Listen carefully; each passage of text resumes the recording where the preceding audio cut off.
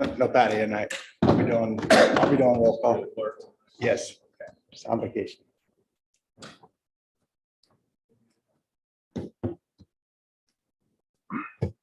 Good evening, everyone. It is Monday, May the 22nd, 2023, and the Bel Air Beach City Council work session will now come to order. Please rise and join me in the Pledge of Allegiance. Pledge allegiance to the flag of the United States of America and to the republic for which it stands, one nation, under God, indivisible, with liberty and justice for all.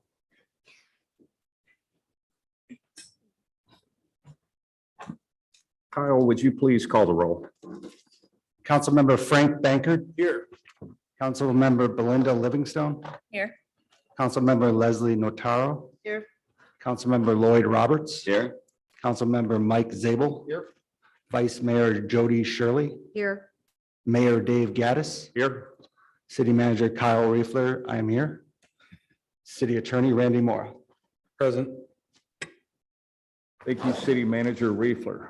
All right, let's just get right into it. We have it looks like a small agenda, but it's actually kind of big. So let's just go ahead and get started with item number one, which is to review the 2023 Comprehensive Plan Review recommendations from the Planning and Zoning Board. This was placed on the agenda by City Attorney Moore. Mr. Moore. Thank you. So the city has been working on its comprehensive plan amendments as part of its regular cycle for doing so. Let's zoom out a little bit, beginning by explaining what the comprehensive plan is. I know we've touched on this in the past, but your comprehensive plan is like your constitution, and your land development regulations, your ordinances on land development are like the laws and statutes that flow from it. You cannot build in a community in a manner that is inconsistent with a comprehensive plan, subject to some things Tallahassee has done of late. And so that is to say, a comprehensive plan is a critical document. It is your visioning document. It's what bounds the development and aesthetics and all the other elements of your community in a broader way. A comprehensive plan ordinarily has to be revisited and revised every 7 years. We are on that interval. And so playing a slight bit of catch up, but getting it done.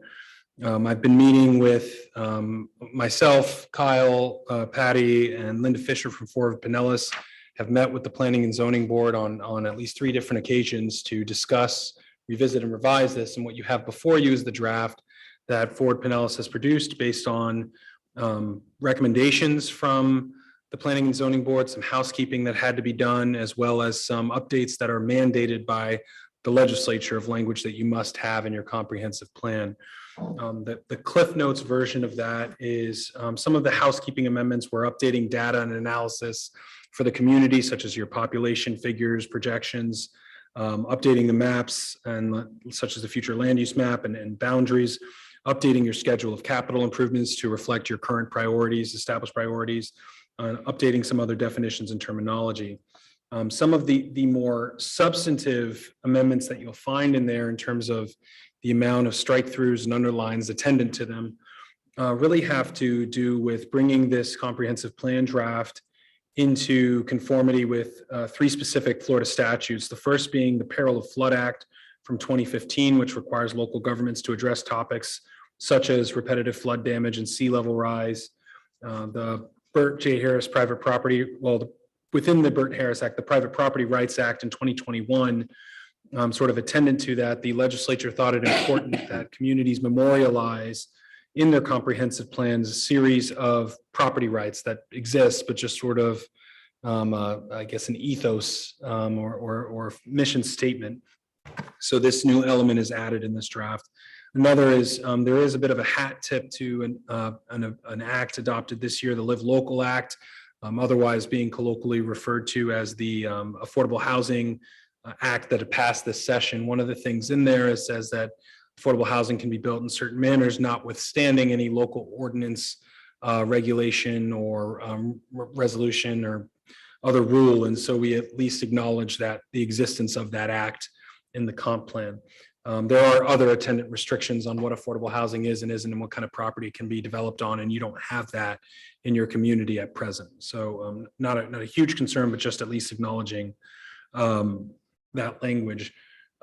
There were some things that were discussed in the code that planning and zoning. There was one topic that planning and zoning discussed and on my advice and otherwise declined to raise, which was the acknowledgement of or provision for motel, hotel type structures within the community, or uses, I should say, more than structures. And there was a concern on, depending on how far down you go that road, do you erode your transient lodging, short-term rental restrictions? And so that was abandoned based on a concern of that. So that did not make the draft.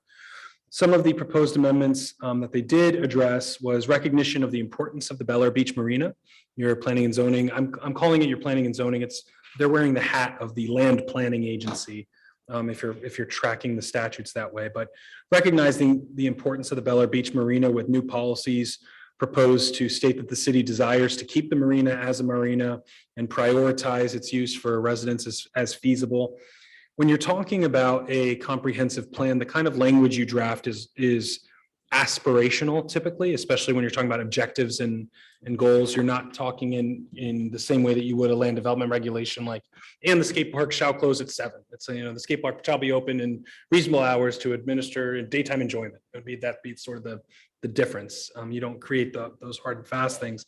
So concerns regarding traffic passing through the city, that was really the lion's share of the discussion in the LPA, is how do we control, or how can we best manage that? The realities being Gulf Boulevard is not the city's roadway.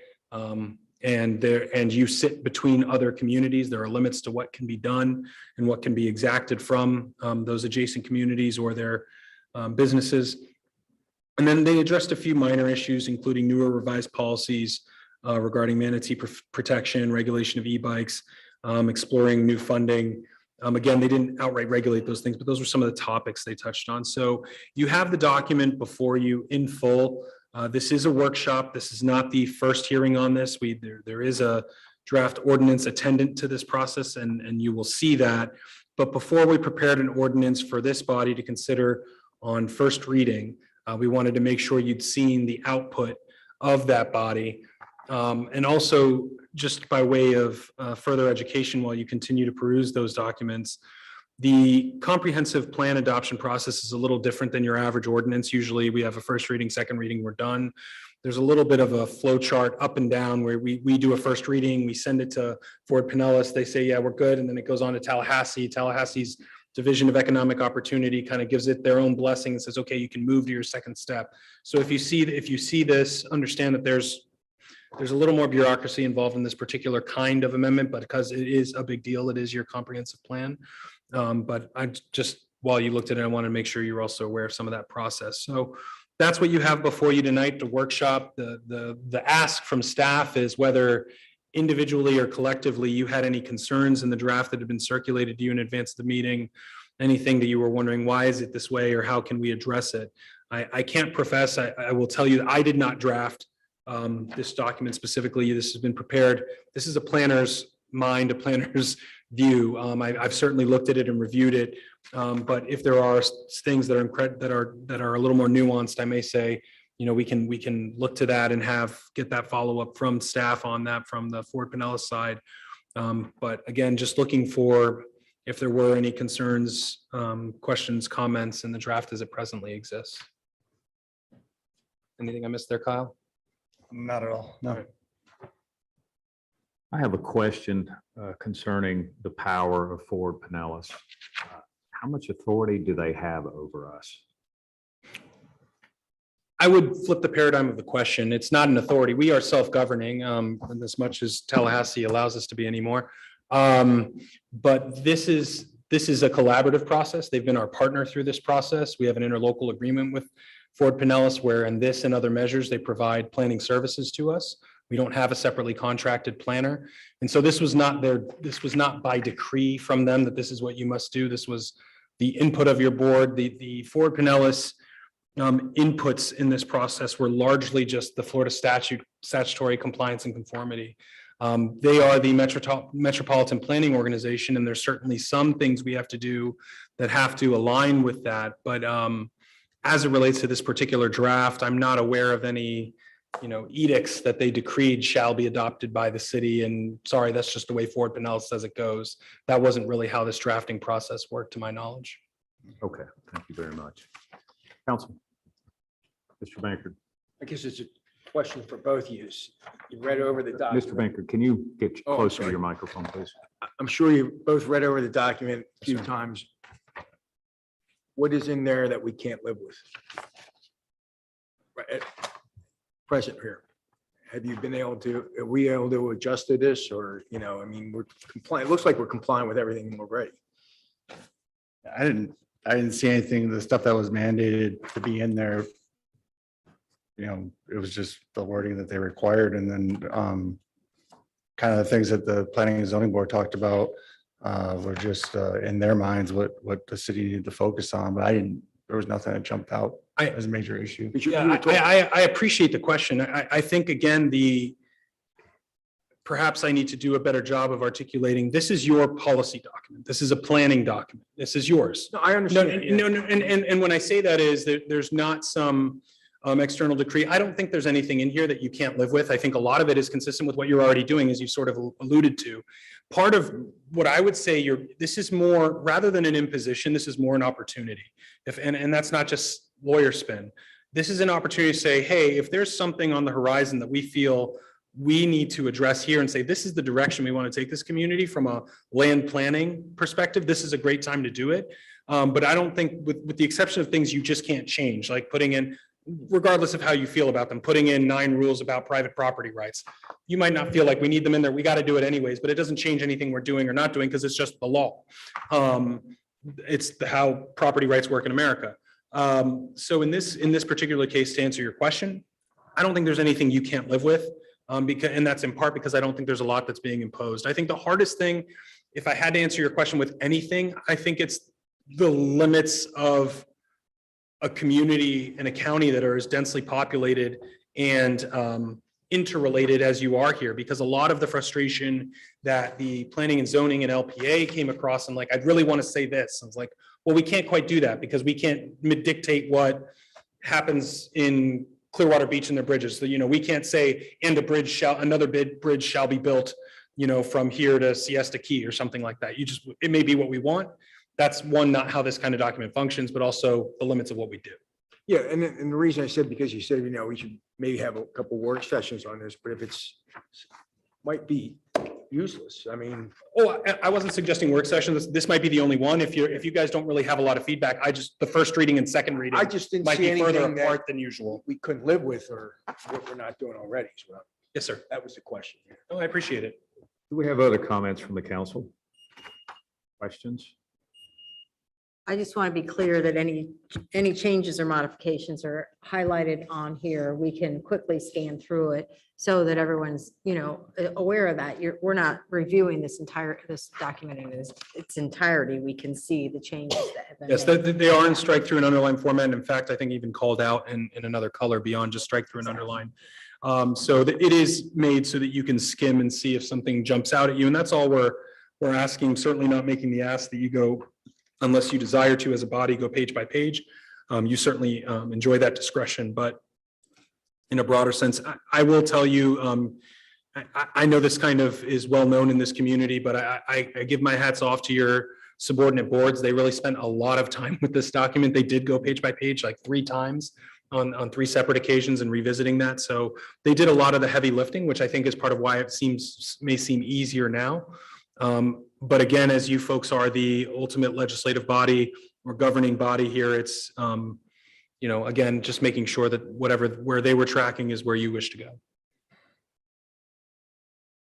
Okay, and I am looking at, let me see here. I am looking at objective 1.7.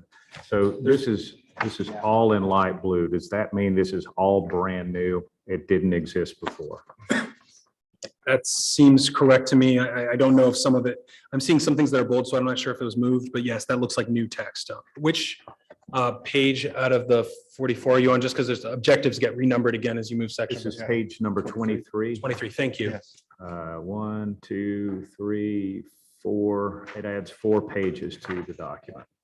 This is the parallel slide. Yeah, this is, and so by way of example, this is one of those statutory inputs that we have to put into the flood peril statute. And that's why where you see things that are not just one isolated section on a page, more likely than not, you're dealing with regulatory mandates there. And so that is a mandate that we don't have a lot of flexibility with. And did you see any red flags in this edition?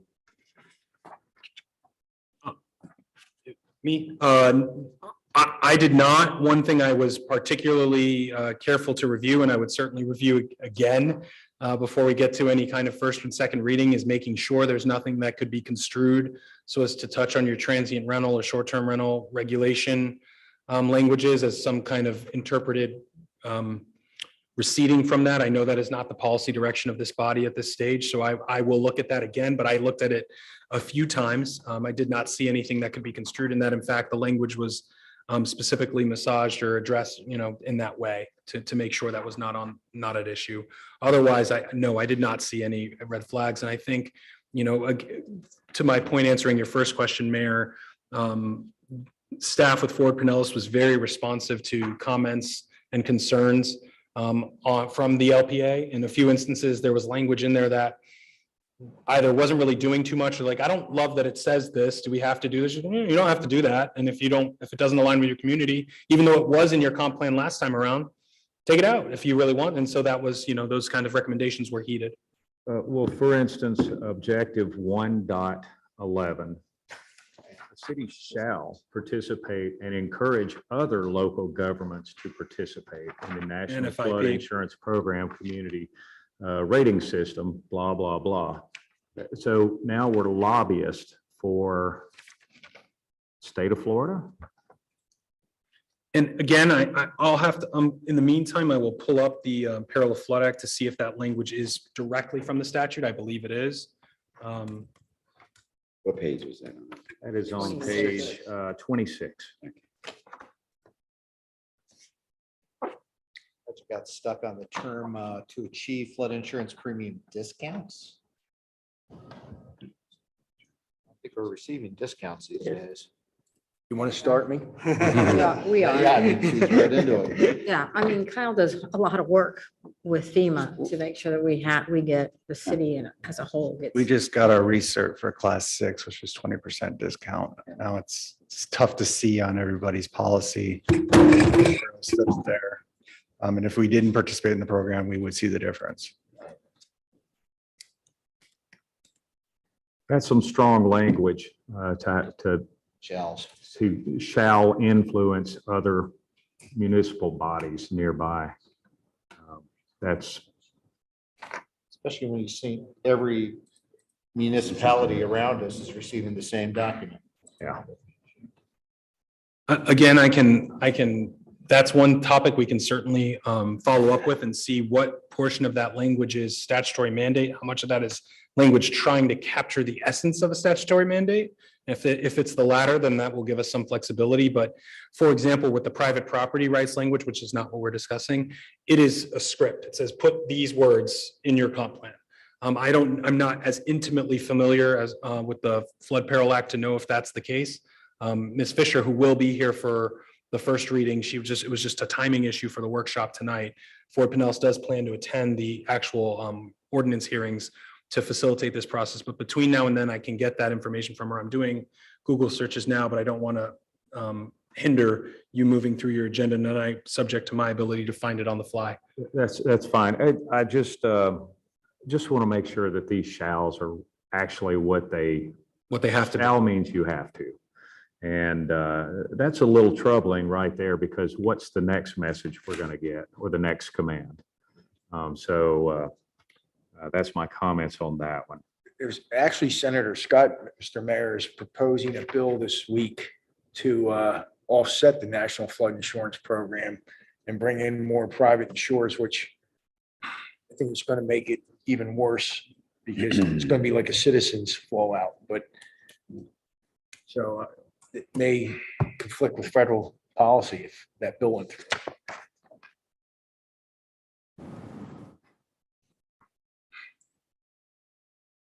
Other comments, questions from the council on this?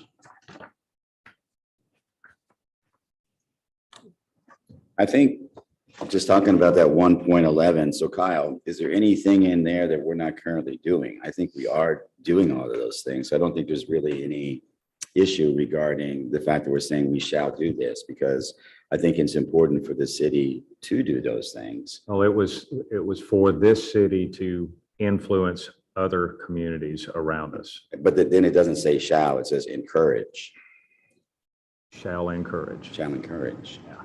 I think naturally I do encourage the program and the CRS, but I mean, I understand the strength of the language. I also understand that sometimes Tallahassee doesn't get it right the first time.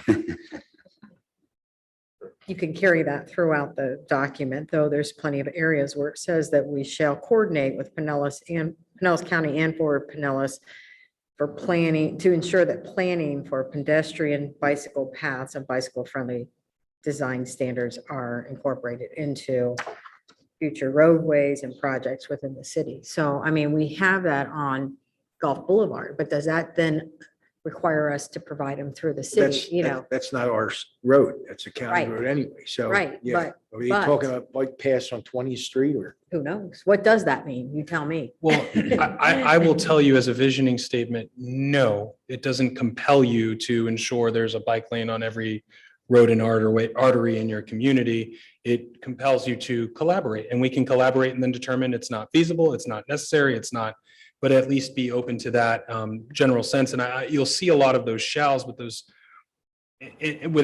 outside of the 1.11, which I understand your concern with, and we can see if that's mandatory language. But in a planning document like this, there was some discussion, for example, during the LPA meeting about, it says we shall provide for transportation facilities. And we're not going to be building, we're not part of PSTA, we're not looking to be building bus shelters. And I said, but transportation facility is your roadways, your sidewalks, your walking paths, your bike paths. You guys spend a lot of time talking about pedestrian paths over the last year. And so you're doing that. And it's not always the most narrow construct of what that terminology is. And so no one's ever looked at a comp plan and says you have to build these things. It's more what it doesn't provide for that becomes the bigger issue for you as a community. And to add to that, we are cooperating and communicating with Pinellas County. Well, Because we're asking questions and trying to come up with reasonable solutions to help with the traffic. and understand your participation in the Big C, your participation in the Mayor's Council, your efforts with Ford Pinellas, otherwise on their board, and looking at the tourist development tax involvement, all those things, that counts. That's all part of that collaboration. The fact that you reach different conclusions doesn't mean you failed to cooperate. You folks are very involved in your community, especially in your community at large and your neighboring jurisdictions, in trying to find collaborative solutions. I think you check more of those boxes than you might realize or give yourselves credit for, because it doesn't necessarily mean that you cede your autonomy to them. It just means you're willing to see if we can work together to a better tomorrow, or, you know, whatever tagline you wish to put on it. Anything else, council? So we'll commit to Everyone follow had up on the objective opportunity that to you read the provided. document. Yes, okay, What's the next move? Bring this into an ordinance, Mr. Mayor? yes. Yes, and that ordinance is prepared. It was in draft, subject to your input. So the one thing that Kyle and I will follow up with Ms. Fisher and her team at Ford Pinellas to see what flexibility we have with that language and what an alternative language might look like if we can do that. And then we would bring a draft to you as promptly as practicable, subject to notice provisions. When you're amending the comp plan, there's enhanced notice requirements and advertising requirements. So that's the only thing that's going to limit how quickly you see it next. And I didn't see really any other showstoppers. It just sounded weird that they were telling us what to say. So take away our opinions and you must side with us. That's a little troublesome, but for the most part, everything else looks like housekeeping. Yeah. And you're going to check into that language? Yes, sir. And then make the recommendation for the next council meeting. As soon as advertising and other legal requirements will allow for it. Yes, sir. Okay. And just so everyone knows, I will not be here at the next council meeting. Vice Mayor Shirley will be chairing that meeting. So you get a nice break from me. I do have a quick question. So Randy, on, just for example, take 2.2, which is on page 30. Thank you. So they started with, in the new language, the city shall identify and describe joint processes. And I'm sort of familiar with the shalls and wills and must and all that kind of stuff, but you know better than I do. So right underneath that, 2.2.1, it says the city will coordinate with, which they could have taken the opportunity to say shall, but we didn't. So there's just some inconsistencies there. What do you think is the best adverb or the best verb there? Is it shall? Is it will? Are those similar? I think that the will language is more optimal for what the community is trying to do. You're making a commitment to try Right. versus you shall have this result. I don't know that there's a lot to be gained from editing the document to make every shall a will or will a shall. I think the net effect is likely fairly similar. You see, it looks like the way this is drafted, if you look at it throughout, the objectives typically carry the shalls and the policies that implement them carry the wills. Okay. And so it's more of a, as a policy, this is what we're going to do. This is what we're planning to do. It's not by way of mandate. It's a direction we intend to move. Okay, that makes sense. And these wills, we do this anyway. Of course. It's already done. Yeah. So, But that does make sense. So the policies use will and the objectives shall. I get that. Thank you.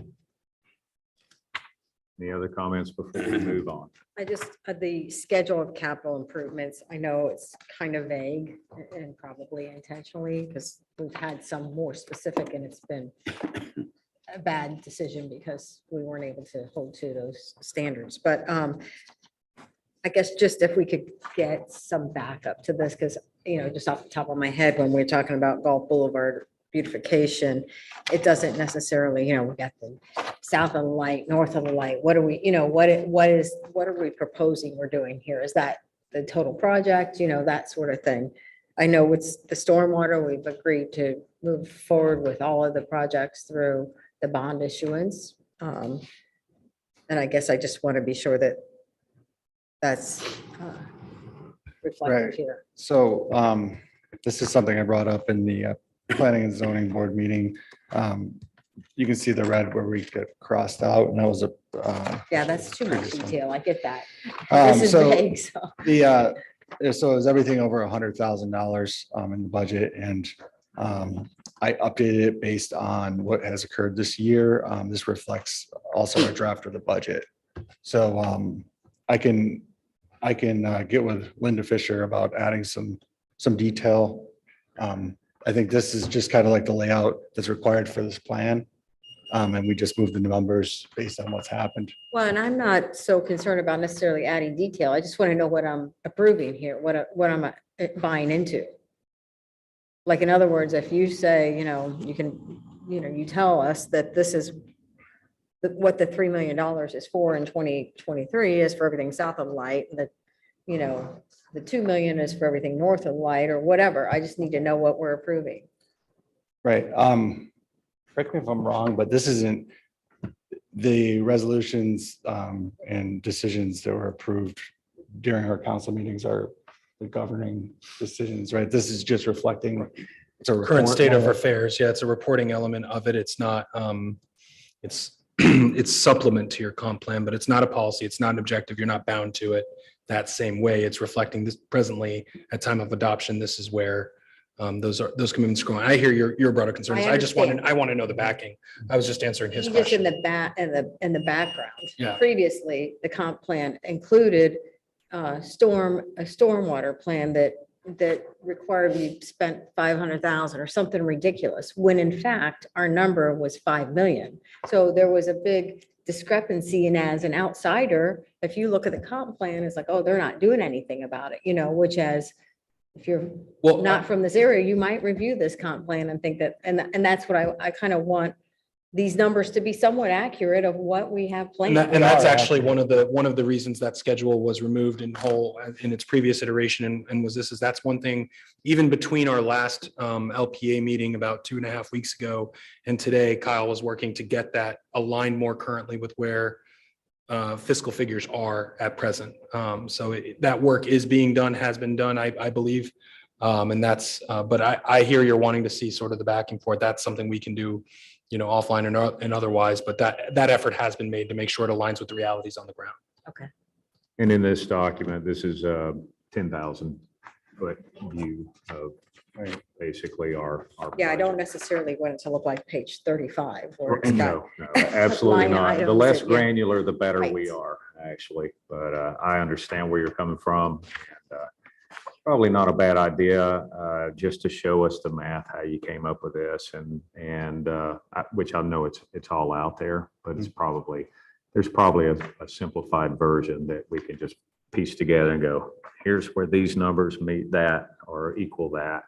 And something it would help us out in the future. That's pretty cool. Any other questions or comments on this?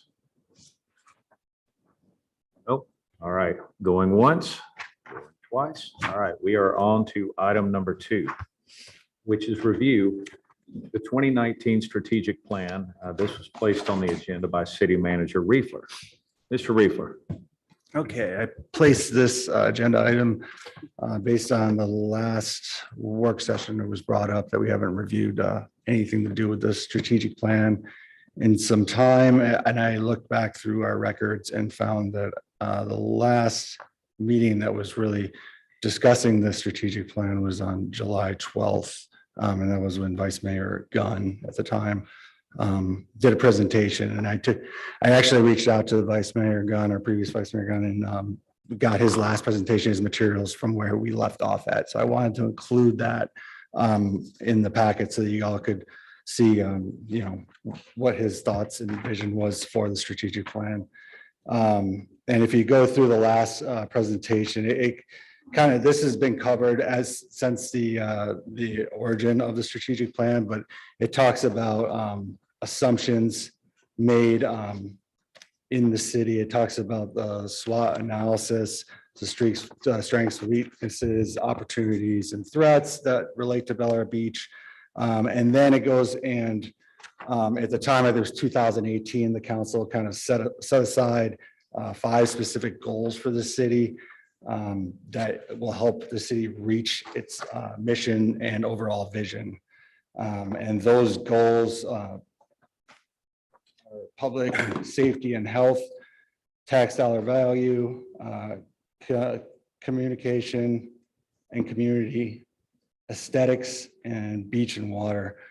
It doesn't have page numbers, but about halfway through, this page is the last layout of the existing goals with the objectives that were assigned to them. It says May 22.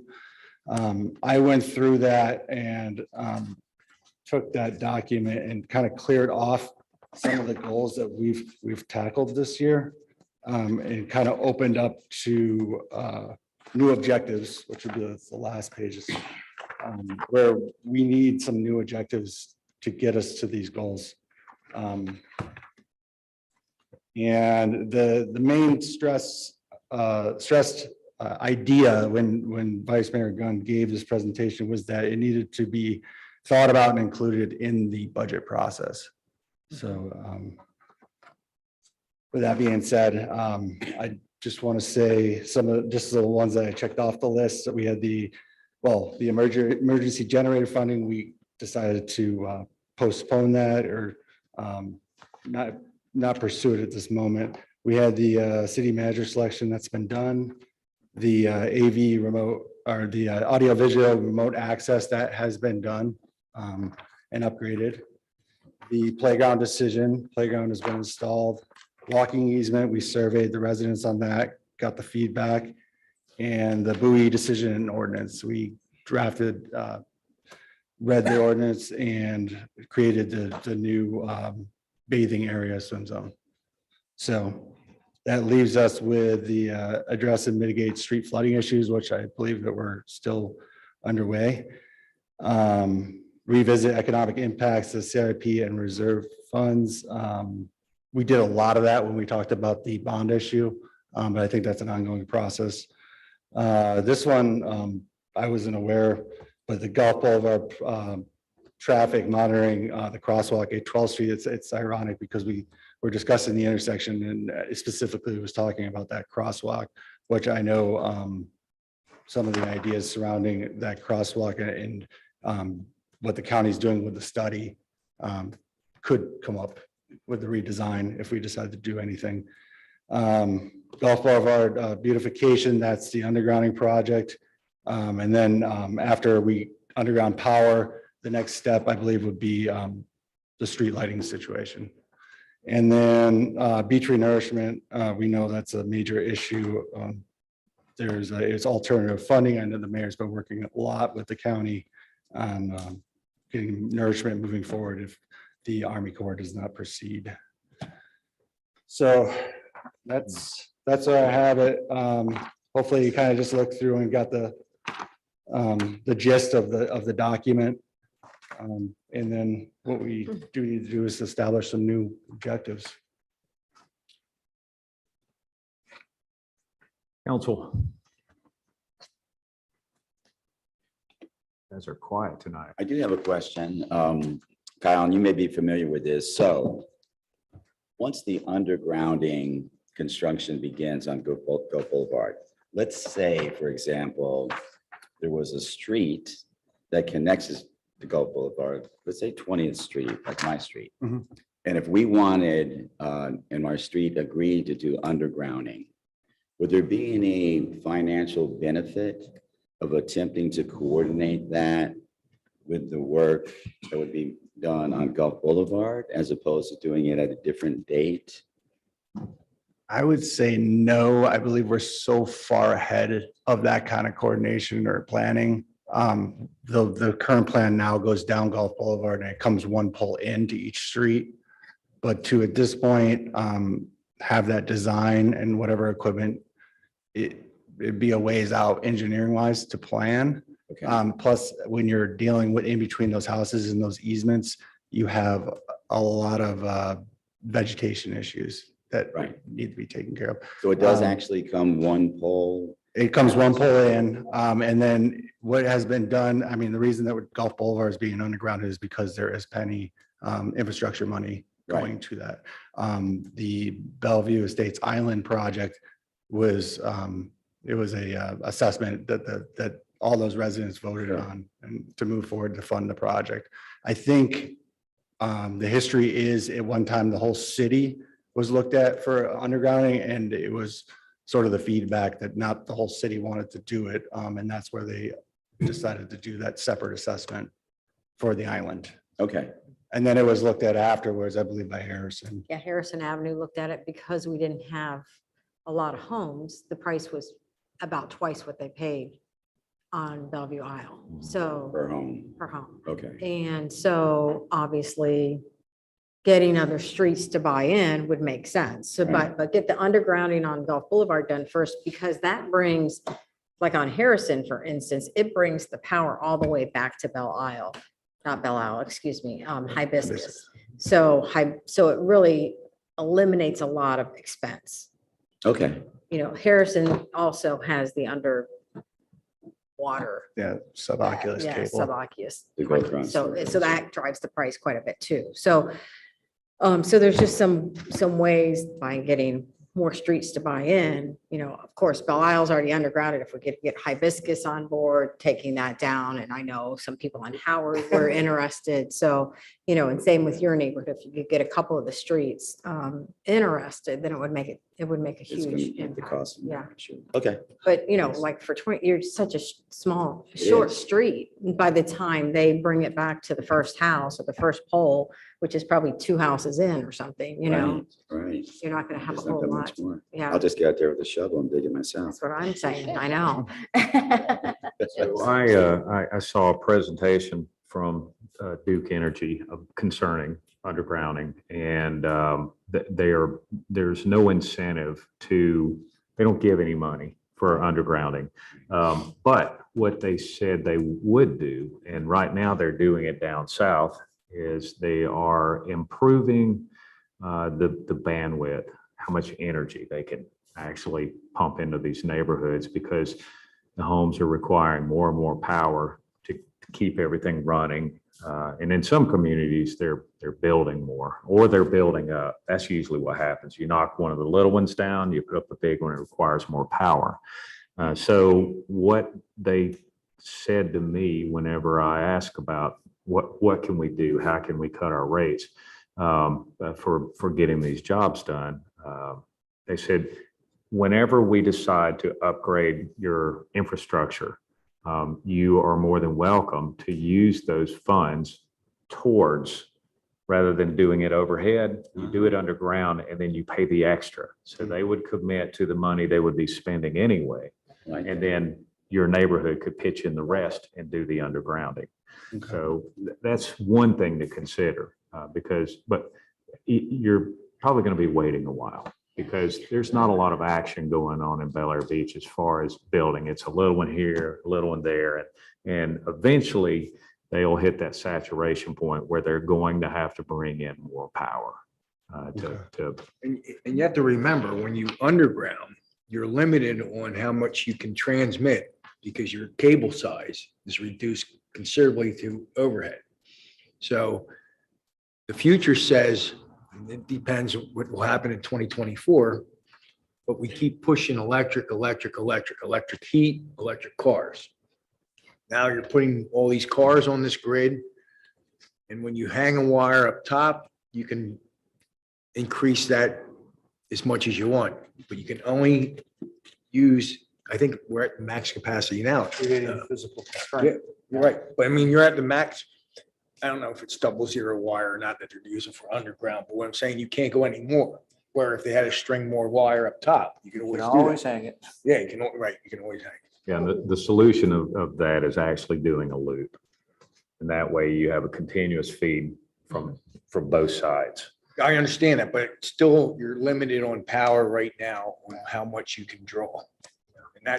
And with, I just can't see putting 300 million cars on the grid in the United States. A lot of, and I'll tell you, for me, the undergrounding is for reliability, right? And so we get a small wind blow and everyone on the street was out of power. So for each of your neighborhoods, pay attention. I had them come out and do work on our poles and replace poles, and we had no power. We've had no power loss since I called them and said, we've got issues, you need to come do this. And I called the engineer, got him out there, they agreed, they replaced a couple of poles, reran some power lines, and it worked. And we've not had, knock on wood, power outages at all, nothing through the storm. We just had one a week ago, but it was a wire, a contractor hit.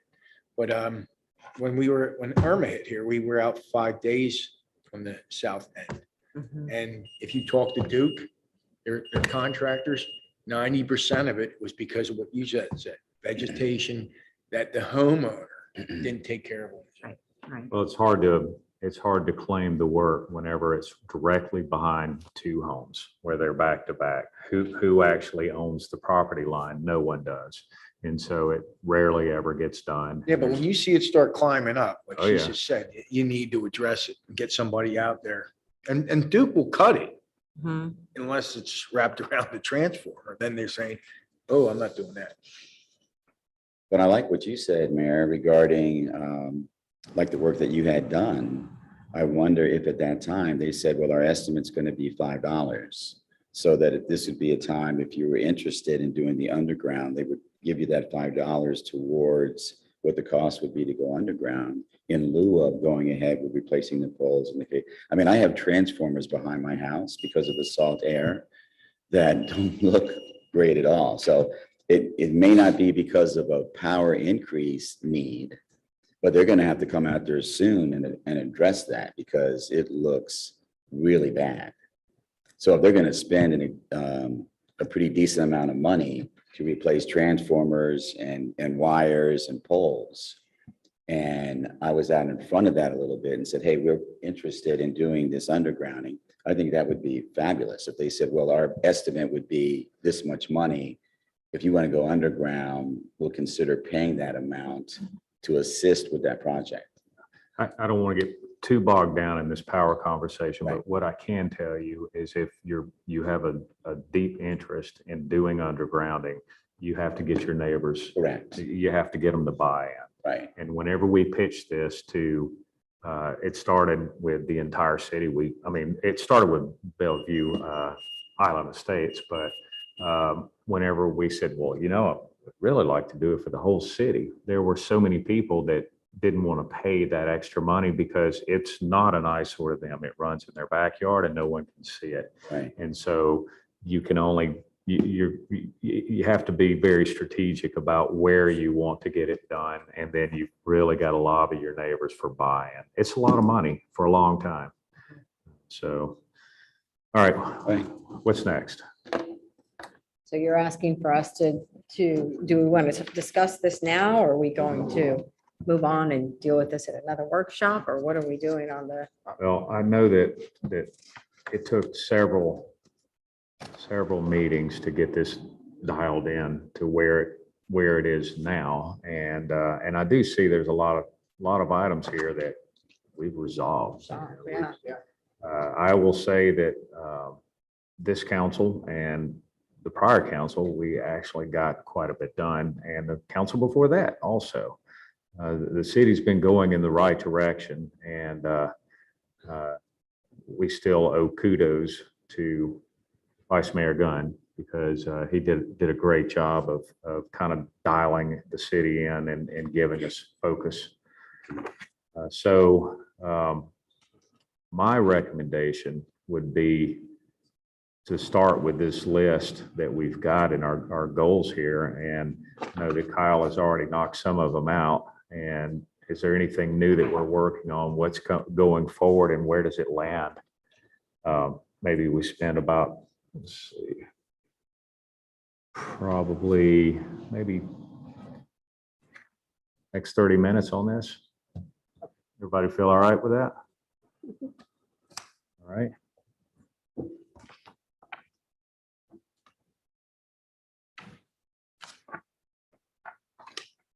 So Kyle, I'm looking at page 10, and this is where we start going through the list.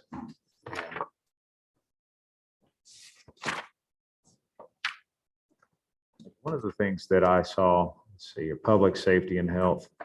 One of the things that I did not see, and I don't think that we ever actually came to a complete agreement on it.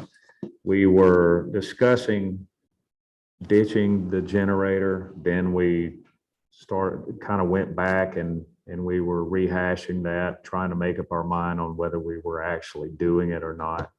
I know that we killed it, but then Vice Mayor Shirley brought it right back up again and we started discussing it again. I did. You don't remember that? I remember us saying it was too expensive and I didn't think it All was right. necessary. I just wanted to make sure that. Yeah. I just felt it was too much. I was trying to figure out, was there ever a need for it? Have we ever needed a generator? And that's why I discussed killed it and then we just killed it. You never need it Right. until you need it. Well, I know, but the point is, if there's a hurricane, we vacate the building anyway. Right. I didn't see a reason to invest $300,000 into something that we've never used. I Okay. concur. We ended that. Well, that was on the list and that's why I brought it up. Working with public safety and health, had somebody called in about looking at the waterways out here where we're getting people that are zipping by, the jet skis, et cetera. We don't have any set zones for speed warning. And I noticed that in the Pinellas workup, they said that we should be at least looking at safety of boating. We will monitor the speeds of vessels, but perhaps in this area that we put the safety buoys out. I don't know if they're speed buoys or, I think it's no wake zone already through here. I mean, I don't boat. I just know because I come through here quite Yeah. often. We have some piles with signs on them and then some buoys. And it's the no wake idle speed Mhm. is what the current. Okay, but that's relatively close to the shore, not in the big area in the center, because I see skiers out there quite frequently. Yeah, that's allowed in the Okay. intercoastal. Yeah. Is there any problem with manatees out in that area? I know they're relatively close to shore. You tend to watch that. It's too hot right now. Well, I mean, but we do have them now. Yeah, Any March. collisions between boats and manatees, like I said, in those areas where there's no limits. We've had them hit right off of 6th, 12th Street with the jet skis. In fact, I got 2 citizens that said, I didn't see it, but they said they were doing some filming right off between 6th and 7th yesterday, flying in. And I said, you sure they weren't residents of Bel Air Shores? And one resident said, no, because then they took off and tried to hit the sea ducks up by 8th Street. Blew them all out of the water and they just kept on going. I think, you're always going to have a freak It's a problem. accident where somebody Weekend warriors. strays away, Not but Weekend warriors. I yeah. think for the most part, the FWC has marked the waters adequately where they need to. You're always going to have one that wanders in a strange area and gets hit by a boat, but I don't think you can regulate everything. And we've got a lot of jet ski rentals. I mean, other than going and talking to the jet ski rental place saying, we don't allow them on Bel Air Beach or something like that, but I don't know how you do that. I mean, those are the skiers you see out there. Minimum wage kids renting the jet Right, ski. exactly. Drive it up here. And people who've never used a boat, Right. driving a, pretty powerful vessel Right, that, like those bicycles or those little carts they rent, they come through our neighborhoods all the time. So there's nothing out here, people. Well, we've all seen what happens whenever we try to post a sign anywhere in the water. So I would prefer personally if we didn't go down this road, because I don't want to have to deal with permitting and all the craziness that happens whenever we try this.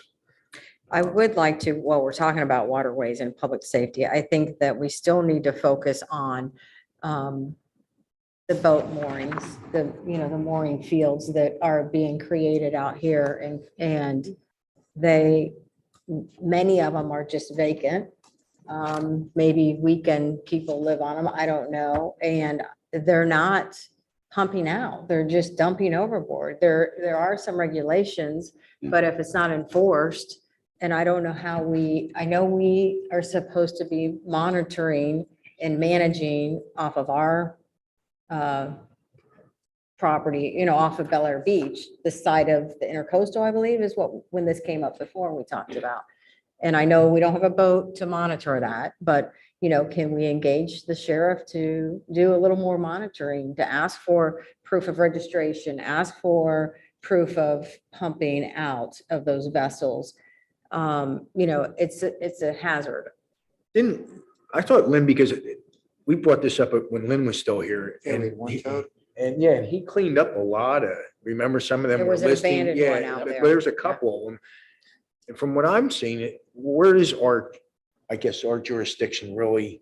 Because it looks like they pushed them just right to that jurisdictional line, is what I'm saying. I think it's, from what Lynn told me, it's this side of the intercoastal along Bel Air Beach is And that's our, where I'm seeing that a lot of them are moored. Or are you seeing them? well, we've got quite a few around these islands out here. So that would, and I don't know if that's us or. Is that ours? Beach. It looks like, it. You look at Yeah, the that's maps from ours. the Pinellas thing. They have the big And black so a line. lot of them have moved over there Yeah, from that this side. side because they were, in direct view. I think they were getting a lot of hassles from people. I'm not sure, but Silence. I can tell you the ones which we have no control of, the ones over by the boat dock, the boat ramp, but I rode through there with the boat the other night and literally there's no one on those boats. They're gonna end up sinking right behind the boat ramp and nothing will be done about it, I'm sure. They can take care of the derelict vessels that can't navigate on their own fairly quickly. So if they're in a really bad condition, those are the easy ones. But as far as just anchoring and not having anyone on them, I mean, I got a whole presentation about like how they're making every effort they can. But there's not much they can do, even though we have submerged lands out here that doesn't apply. They're on top of the water, so we don't own the waters. And my understanding is it doesn't make a difference how far out they are. They could be right up on us and do the same thing. But we still can enforce registration, Mm. pump out, Right. we can add that to our code, that if you are warned out there, you haven't pumped out weekly, then you need to move on. You can be ticketed or fined.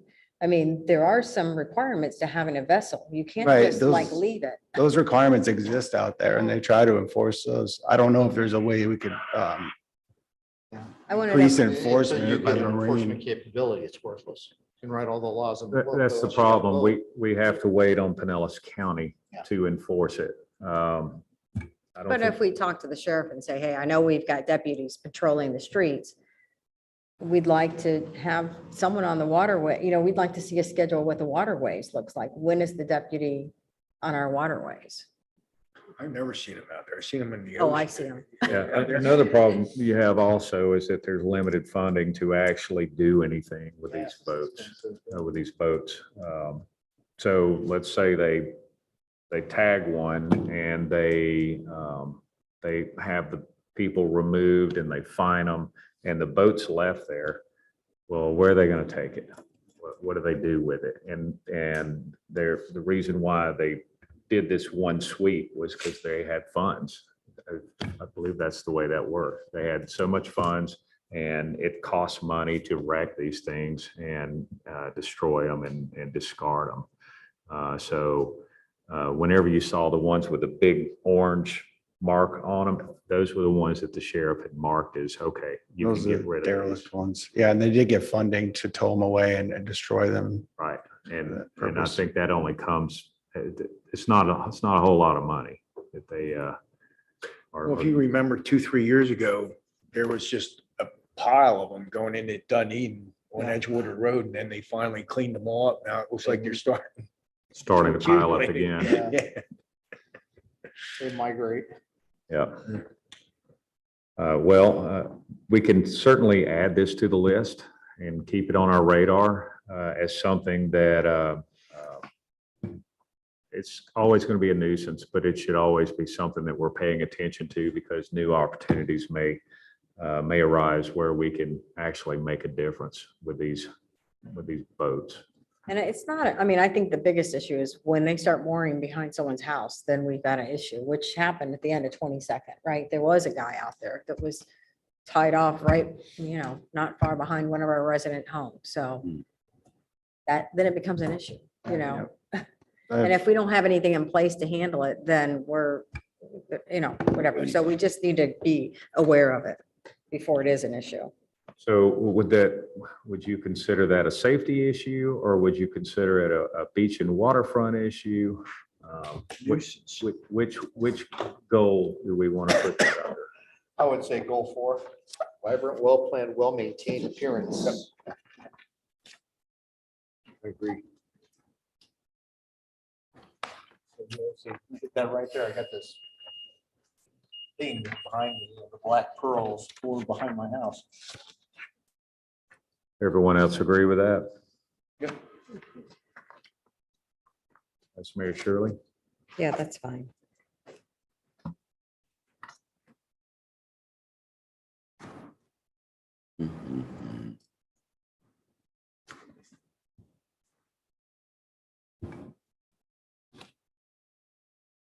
Increased scrutiny over contractor permitting. I like that. One of the things that I've noticed is that even though we look at plans and they run through the standard process, we don't have a tool in place to actually find out if those plans are accurate. We don't have anyone physically going to the property and taking a look at it. You have to take the designer's plan for face value and make a decision on it. Is that the case? That's correct. With the Pinellas County Building Services is our building department through the agreement. So when they inspect, they're supposed to verify the work that's being done, if any extra work has happened or so. I've had different cases where I had suspicions that there could possibly be more, and I've kind of mentioned something, but that really is what they do. But I do understand having a large county handling it in our jurisdiction is definitely more economical, but I can see how, it could get lost on some of the details. That's why I try to, if I do see anything that stands out as possibly extra work or something different being done, I try to flag them on it. But I know what you're saying. Is it possible that maybe our code enforcement could check during construction, something like that?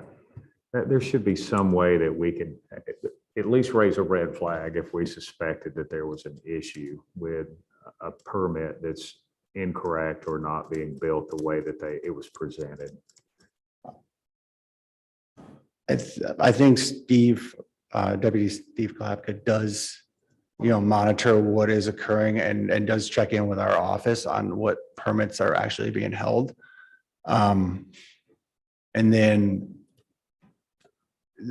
really what's being done inside the house, that's all on the county.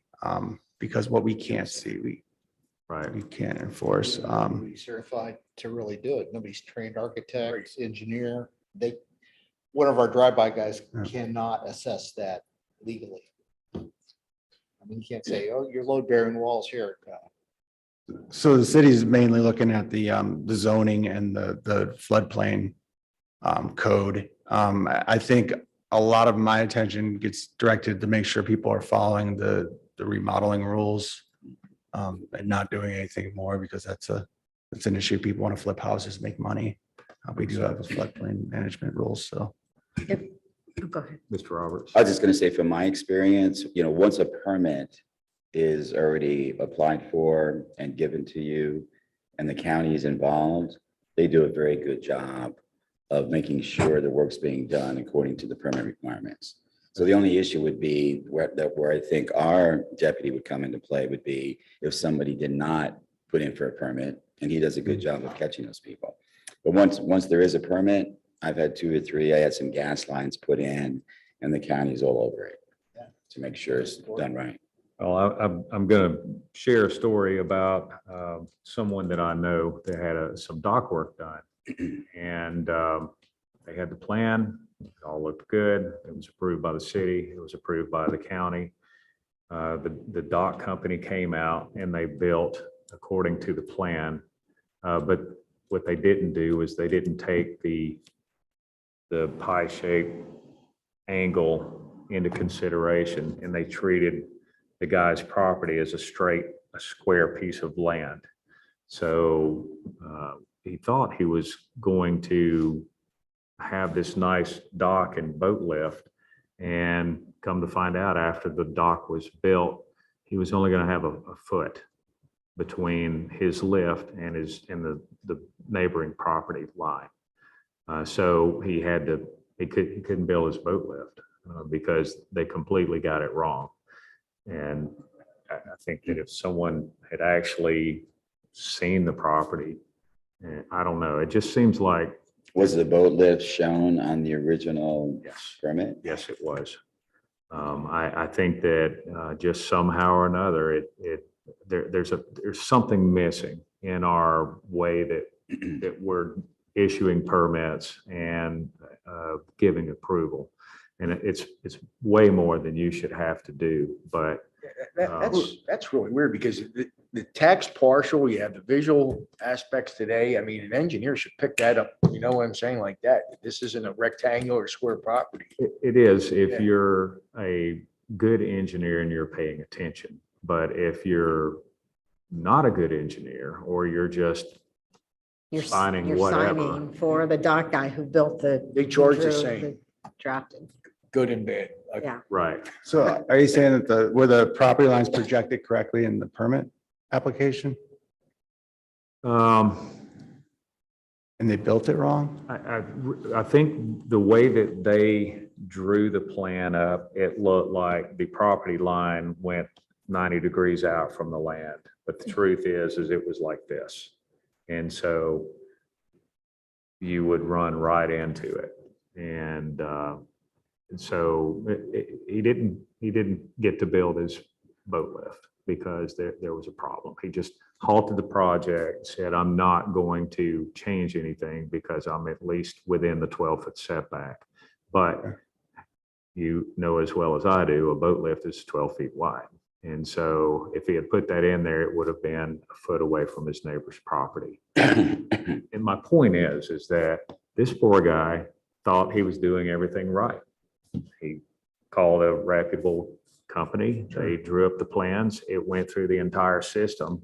And whenever it was time to install the metal structure for the beams and the boat lift, he couldn't do it because he realized, this is going to be way too close.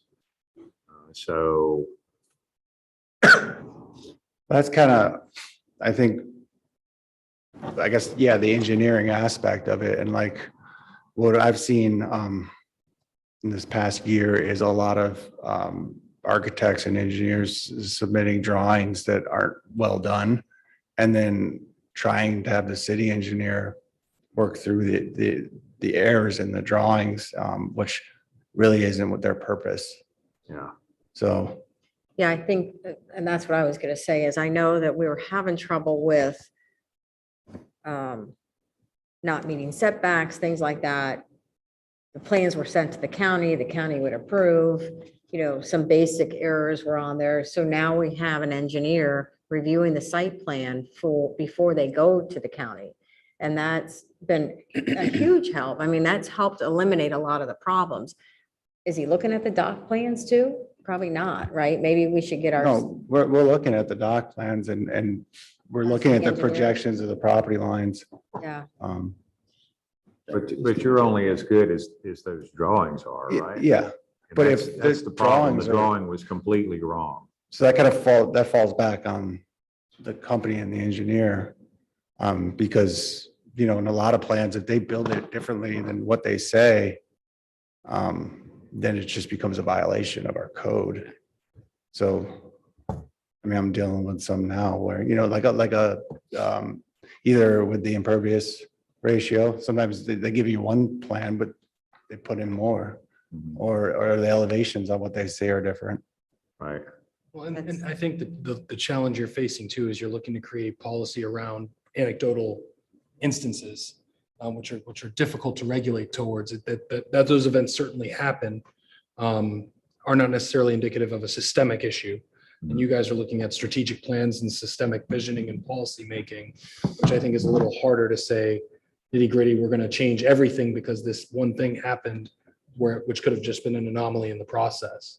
Yeah. So I something else to wouldn't, consider. I wouldn't necessarily say it's an anomaly. Okay. I would say that this one was caught. Right. But if I had to guess, that there's plenty of people that are stretching their permit to make it work. And I guess if we're not the ones inspecting it and it goes to the county and they approve it, is it on the county for approving it, or is it back on us for not? Well, it's on us for reviewing what they submit. Now if that gets changed, then I'd say that the county's the one that's inspecting it at that point. But I it's mean, kind of back one or to the that other. We have, The site issue, and I'll just be very brief because I know we're talking about code stuff we probably shouldn't be discussing right now, but that's, I think I've always said, we need to be inspecting these sites as they're being built, even though we're not giving them an official construction inspection. But because of just that, you get a loose landscape plan, and before you know it, the entire yard is paved, is concrete or something, which was not what they submitted, but they pushed the limits. And, I've shared with you a couple of my neighbors, they've gone in and put concrete down both sides, their entire backyard is concrete, and, that's not allowable. no, it's but- not. And in the case of a new construction, I'm looking at that when we do the CO inspection. So I'm measuring the setback, I'm measuring the pervious surface. I try to pay attention to those things as they're getting worked through. But if what they do varies from the plan, that's just kind of on them, Mhm. rather than us being out there policing it every second. But I think it's important that we look at the major things and But that's Try good to that you're doing identify. that review, because I don't think we were doing that at one time. So it's improving as we go is my point, and we're changing some things that is helpful. And we're constantly watching the landscaping because no permit is required for landscaping. Mhm. So we do have a lot of code that covers where things can and can't be. Yeah. We're trying to stay on that. All right, I'll move on that one, but just a concern.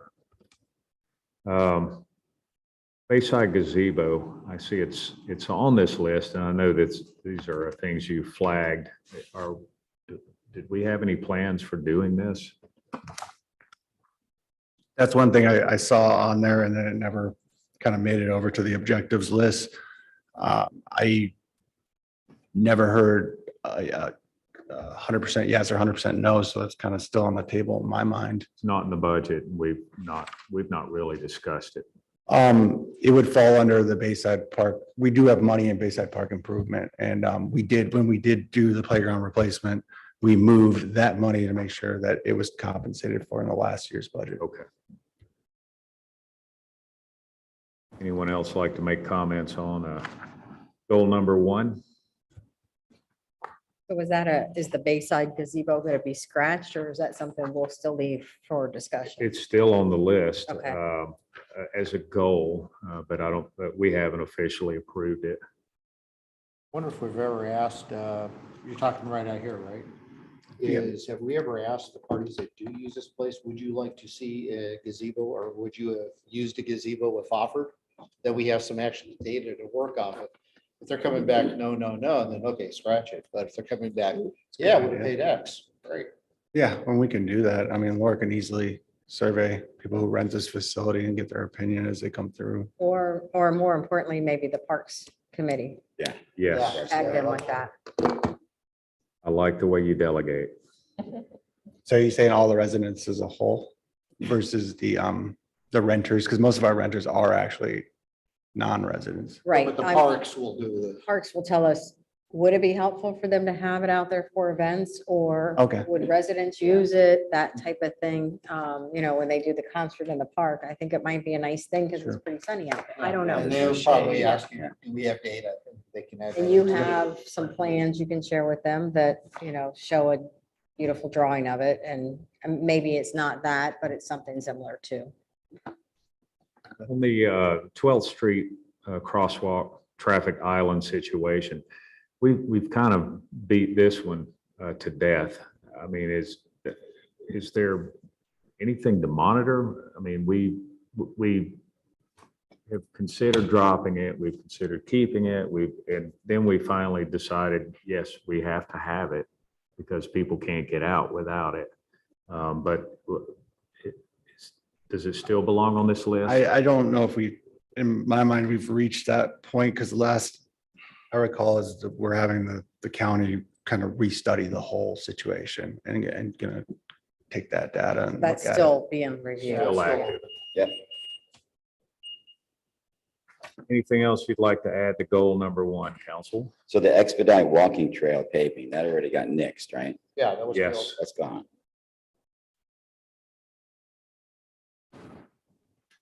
The playground's done, Fell away. the beach, well, the buoy decision's done, but I think we keep that beach and swimmer safety on there, right? Because it's always going to be. It's always going to be there. That's forefront, one of the yeah. things that regular maintenance, they break off. And Eternal vigilance. Yes.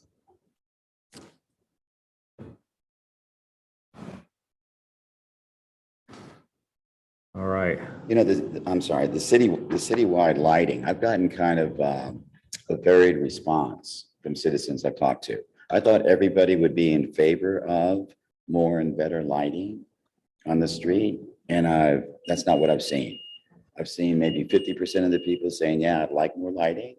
And I've had 50% of the people saying, I don't want any more lighting. I don't even like the lighting that's there on the street. They'd rather it be pretty dim and dark going down the street. So that was interesting. I kind of thought people would want more lighting, but it didn't seem like that was the case. In my case, I wanted more lighting, but I didn't want it in my front yard.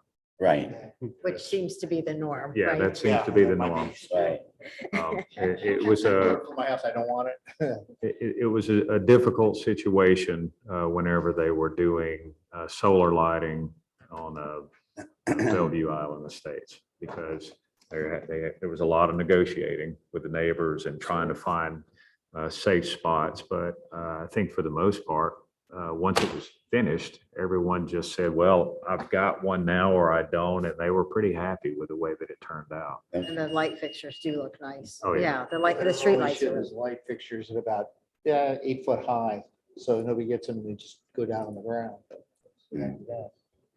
And they have more directional type street lights you can get so that it. And ideally meanwhile, if you doesn't see shine in- dark spots I want a day. in your street and you think you need a street light, talk to Kyle, talk to Yeah. Duke, and just at minimum, get a street light to light corners, you know? Right, And we worked with the shields and the, the dimming settings on the lights depending on who is around it. The first go around, they're pretty bright. Yeah, they're very, they go a lot brighter than they are right now. okay. Cool. Well, that also addresses the modernized lighting that on page 14 as well. So, are we on goal 2? Yeah, we're on goal 2. Yeah. Right, deliver the best value for the taxpayer dollar, prioritize and manage based on targeted outcomes. Why is dollar in blue? Just curious.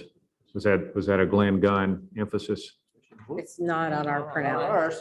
Really? Oh, okay. I would check that. Oh, it was pencil. me. I highlighted it. Okay, let's see. Best value, focus, effective, efficient, sustainable, resilient.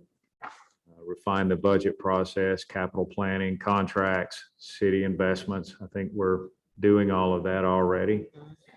Continue to invest in our human resources and city staff. Well, we did that with Kyle. And you also did the reviews of the job descriptions. I know yours was done, but anybody else? Our last job description review was 2019.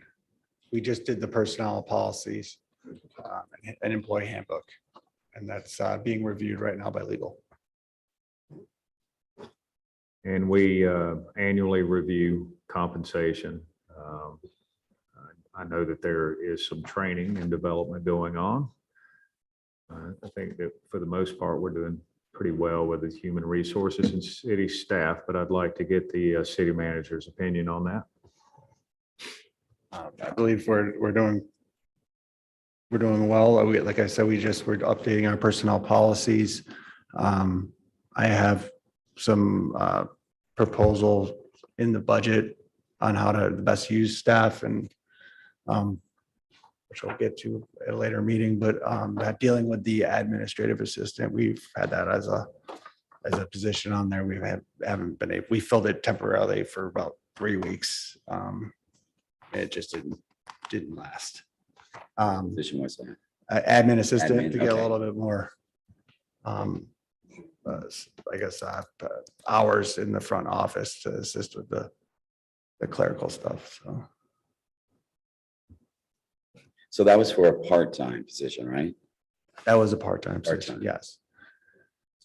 And I believe when we talked about last budget cycle, when we agreed to lower the hours of code enforcement, I think that's worked out well, that we're still enforcing code effectively. And that is a price, it's a high price tag to have the sheriff's office do it. So that's something to kind of weigh out, I think, with staff as well. Not saying get rid of one or the other at this point, but definitely think about maybe future adjustments. And we're talking about weekends. No, I'm just talking about the contractual hours with the Pinellas County Sheriff to do code enforcement versus Using staff. more hours Yeah, of yeah. just general Dialing it staff back and how we and can Letting our staff do more. accomplish what we need to do. Are we getting the training and development for the staff as needed? I mean, do you see opportunity to do anything more with them?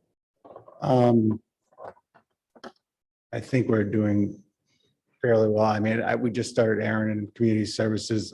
He'll be doing, like the public works. Okay. Development and things like that. And there's some training available that you can send them outsourced. Well, they do classes like conferences, classes. I can look into a more formalized And I know you can certifications. train them, but there's probably some Sure. opportunity for them to do a certification program that would be helpful and free up your time. You don't need to Sure. do everything. Currently, I think Patty's pretty well caught up in her position and I think we have an ongoing safety program. We're always doing our training in-house with our public works staff. And then as far as code enforcement, I think, if there is training for that and certifications just to better understand the process, depending on how we move on that. We still doing code enforcement on the weekends? We are, Steve varies his schedule. It's usually a Saturday or Sunday, and then he might have a weekend off. He tries to, mix it up, as best he But can. in-house, we don't do anything on the weekends, right? Right now, we're not doing anything in-house on the weekends. That could be arranged. So it looks like we've got that area covered pretty well.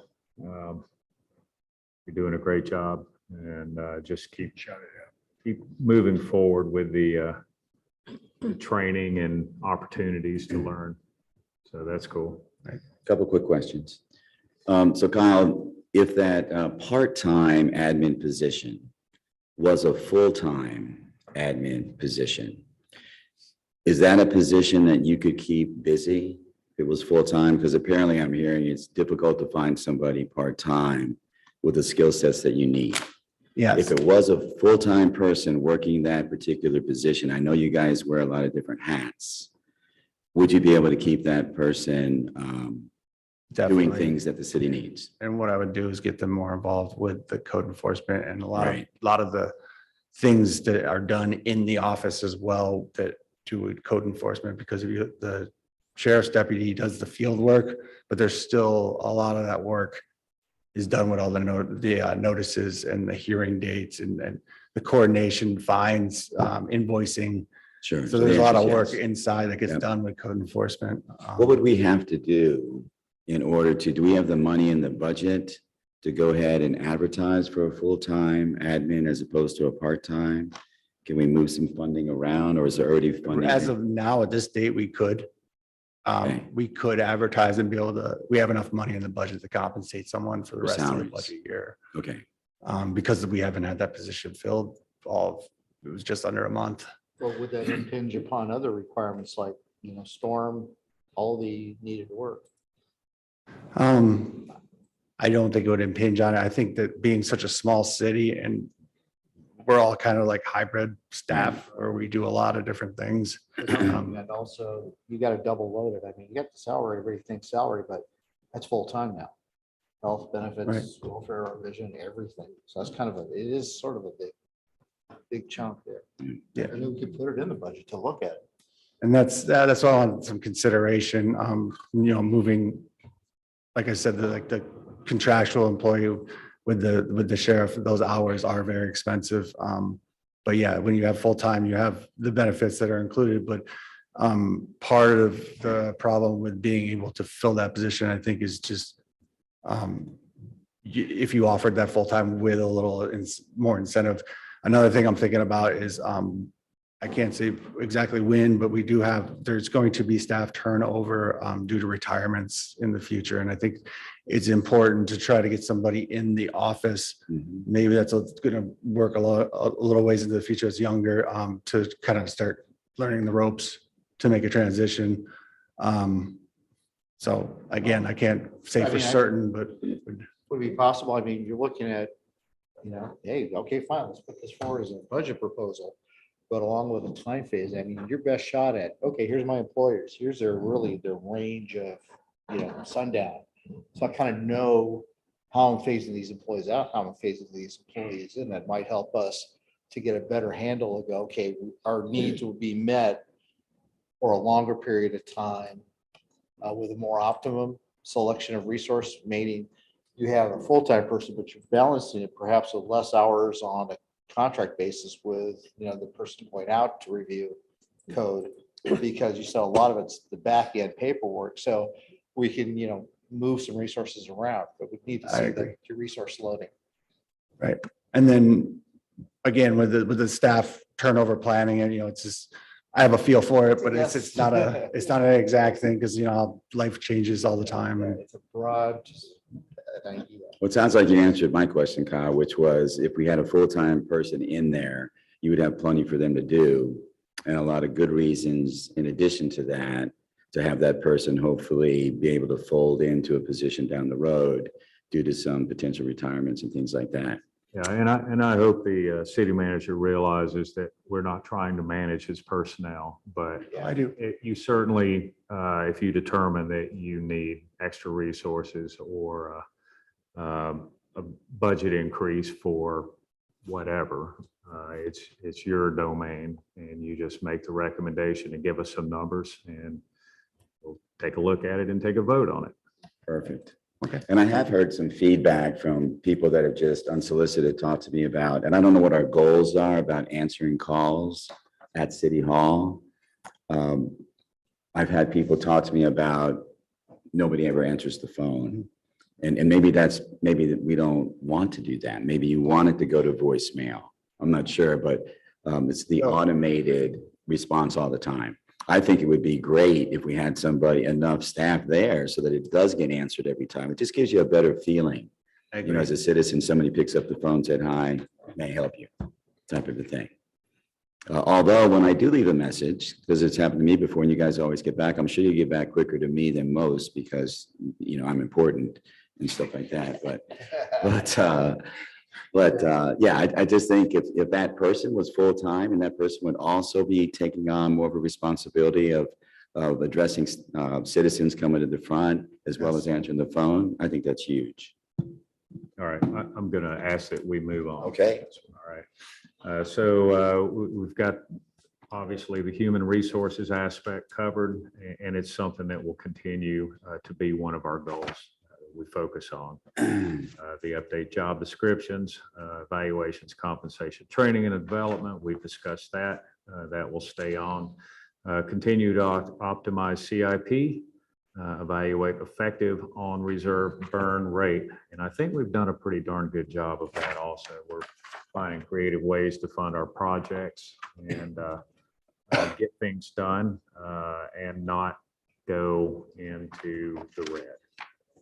Any comments on that one? Vice Mayor Shirley? No. Okay.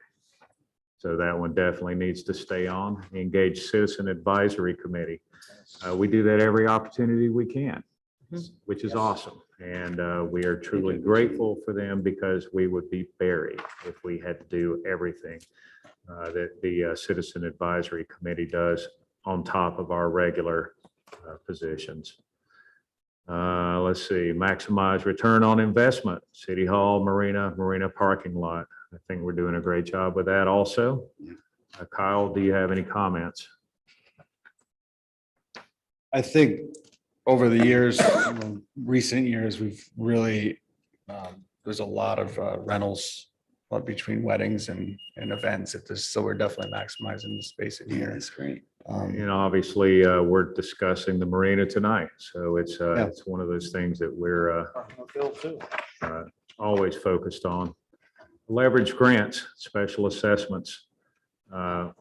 It's nice to get grants. And we're definitely taking advantage of the special assessments.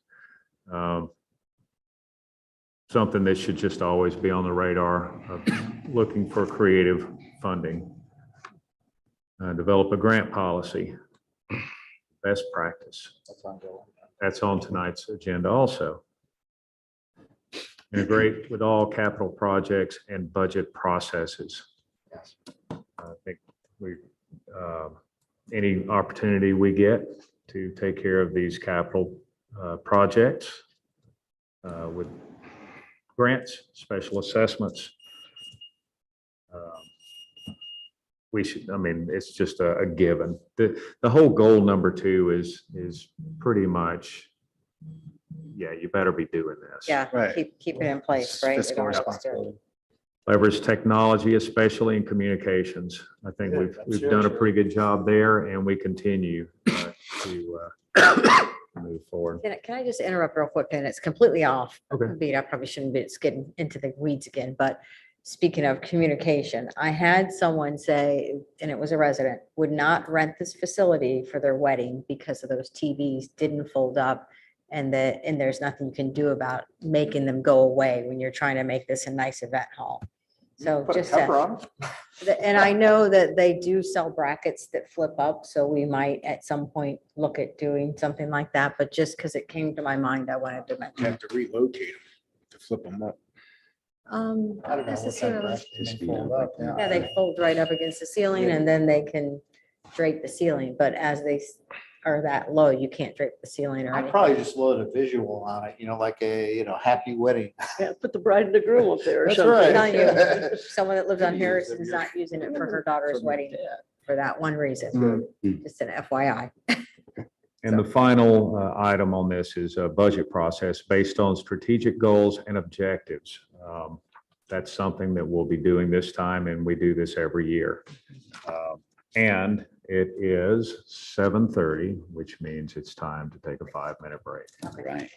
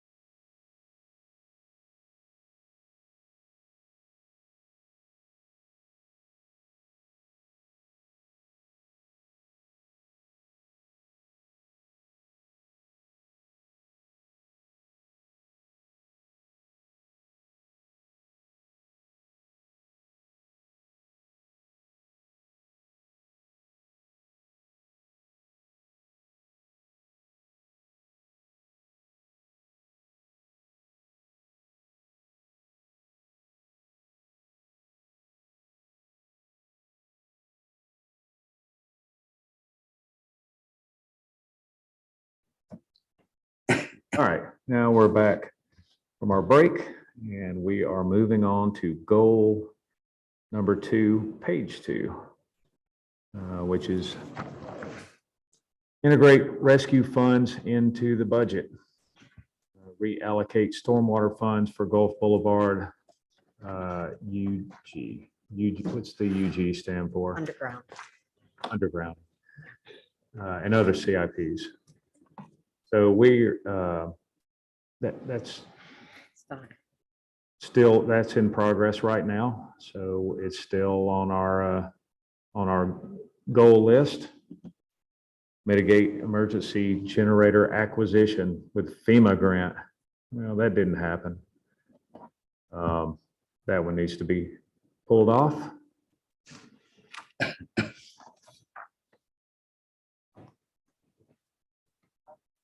And that's interesting that it's on goal 1 and goal 2. I think we have FEMA grant on the goal 2 with the tax dollar value. Instead of self-funding. Right. Yes. Okay. Develop a local intern program with local schools, IT and website, admin, financial services. I don't think we're doing anything with that. Is this something that's should be one of our goals, or was this something it seemed like a good idea at the time? I think it was like an idea for someone helping with the administration of Zoom. I mean, it's always something we could pursue. I don't know if we're gonna find it. I can say that I have an intern right now at work, but Okay. but what the intern is doing is a highly specialized Sure. skill and not somebody just run our Zoom meetings. Can anyone think of a reason why we would have this? I don't think a reason, because frankly, that's the city manager, when you need manpower, you direct if, how, when. I think the only question would be is, are there any schools that have, well, I mean, community colleges, whatever, that have a city government type program that we could actually, we're helping someone, where it's not self-serving, right? We're helping build more, as you say, you may have people retiring. If we're bringing interns through a program that could help our city, and you could eventually bring on employees or have that pool of people available. But I don't know if there's, we're not near I don't think we're doing that. Tallahassee where there's like, I don't know. So that, SPC has a public policy and they do that.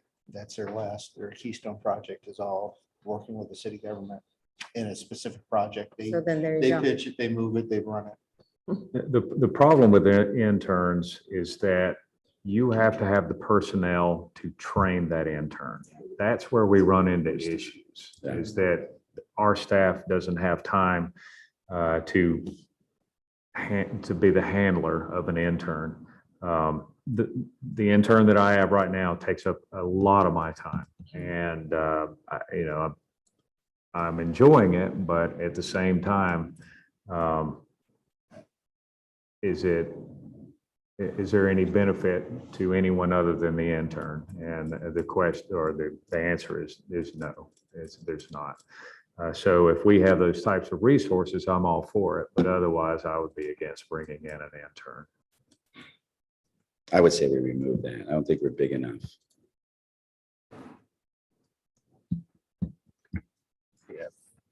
I was thinking along the lines of, with the like Bright Futures, if we could just get a straight up volunteer that's not too technical, but just needs hours, Right.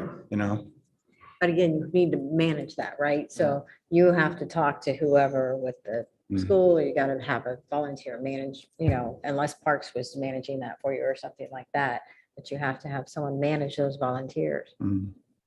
And I still think that there's someone here that, I mean, there's not a lot of benefit to showing someone how to run a Zoom meeting, but I bet that there's volunteers in this community that would step right up and help us out.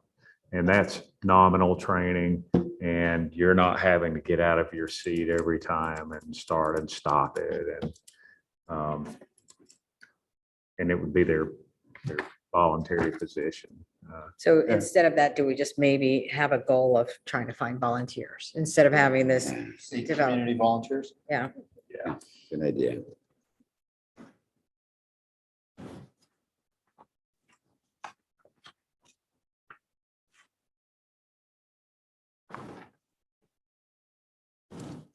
Good point.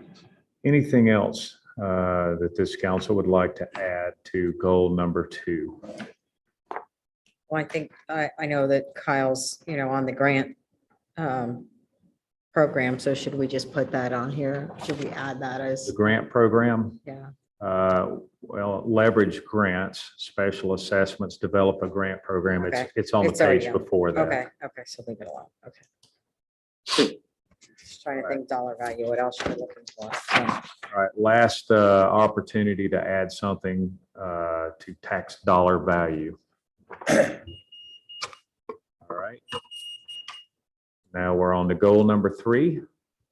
And I think after we wrap up goal number 3, let's pause this one, and because we've got quite a few pages, and then we'll move on to the next discussion item, and then we'll resume this discussion. In fact, because there's several pages to goal number 3, maybe we, let's see, 1, 2, Probably stop 3. now.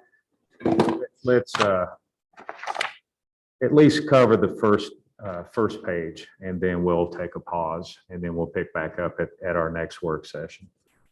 All right, so comms and community, goal 3, credible, timely, and transparent information and feedback between the city and residents.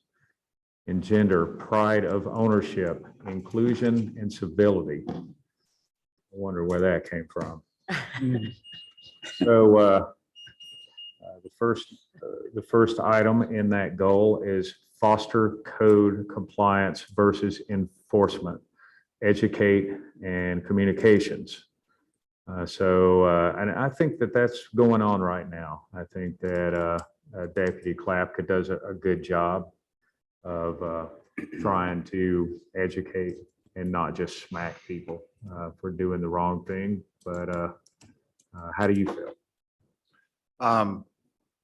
That's a ongoing battle with having a uniformed officer. I think it can kind of come across threatening. I've been working in a lot of different scenarios where just trying to have an approach of not too harsh of enforcement unless necessary. Initial communication, friendly and with the goal to achieve compliance of where it needs to be and not come across too aggressive, I guess I'd say. So yeah, that's ongoing. But I think as coming from inside the city and our approach on code enforcement, that's always our approach, is to the goal is to get the problem solved. And different situations call for different understanding and working with the resident. But yeah, I think we're doing a pretty good job. Would you say that Deputy Klapka has improved in the way that he handles these situations? Yeah, as I think we've sort of tailored how he approaches each situation based on what Bel Air Beach is focused on, what's important.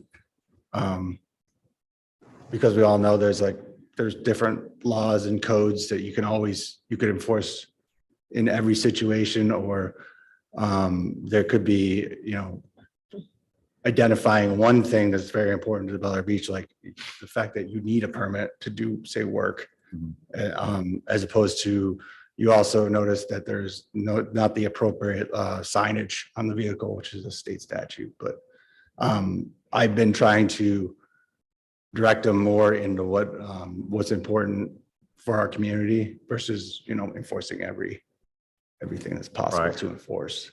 And there's certainly a different attitude that goes along with, let's say, erecting a second story without a permit versus your hedges being too high.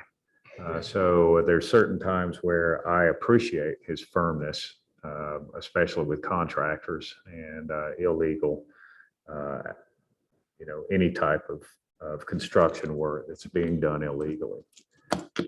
That's very important. Okay, well, I think we've covered that. Just that one should always be that attitude. I like the line in there. Just it basically reflects that, hey, we're thinking of our community not only from a safety and enforcement standpoint, but also that we want to make sure that you understand how to do it right. Right. Modernized lighting. We've already discussed this, and I believe it was item 1 or goal 1, but this is something we're not really doing much with at this moment, but it is something I think that we should keep on our radar as budget allows for. I continue to work through options with Duke Energy. So I do have some information on which feel like we get to that point that we want to start considering what our options are. But I have been in communication with Duke and the solar lighting companies, just understanding what we can do and, kind of what the minimum we can do, and then what might be like our dream idea of what we could do to the lighting. Now, for the areas where there's poor lighting, but the electricity runs behind the home, between the backs of 2 homes, are we just automatically looking at solar, or whenever you're evaluating our options, are you considering undergrounding to where the pole should That is being be? considered too. There's pros and cons in different, it just depends on the street. There's some areas where if you replace the pole, you're probably going to put it in a different location. There's areas where when you're talking about undergrounding, that does involve getting easements. So there's a little extra legwork if you're going to go that route. The nice thing about solar is that you can pretty much place them wherever you need to place them. There's another thing that came up with the lighting arms that Duke Energy provides have a little bit more reach to them. So that's beneficial on the county maintained road like Gulf Boulevard, where that's not as important when you're in the neighborhoods, So yeah, it's kind of something, depending on where we're trying to upgrade, where it just kind of needs to consider the pros and cons of what is available out there. Another thing that came up on Gulf Boulevard is the consideration for turtles. Duke Energy is now doing amber lighting, which is certified by the FWC. And, to people in the community, that's a concern. If you're going to upgrade your lighting, they want it to be environmentally friendly. Okay, all right. As long as we, I believe the council would agree with me that as long as we have maybe a game plan, what I'd like to see is I'd like to see where are the darkest areas in Bel Air Beach. Where do we need it most? And some sort of a schedule eventually to where, okay, we're budgeting X number of dollars per year for street lighting, and here's the order that we're doing it.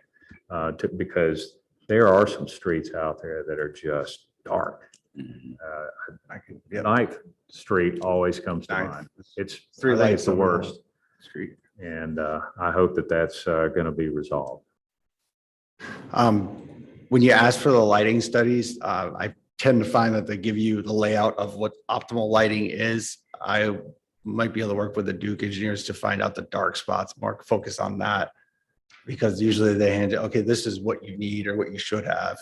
But it doesn't really, it shows you all the additional lights. And I guess you could do it in reverse of counting where more lights are installed, given being the darkest areas. But Obviously, this is a later conversation, but I just wanted to make sure that if we're going to keep this in our strategic plan, we're actually making a commitment to do so.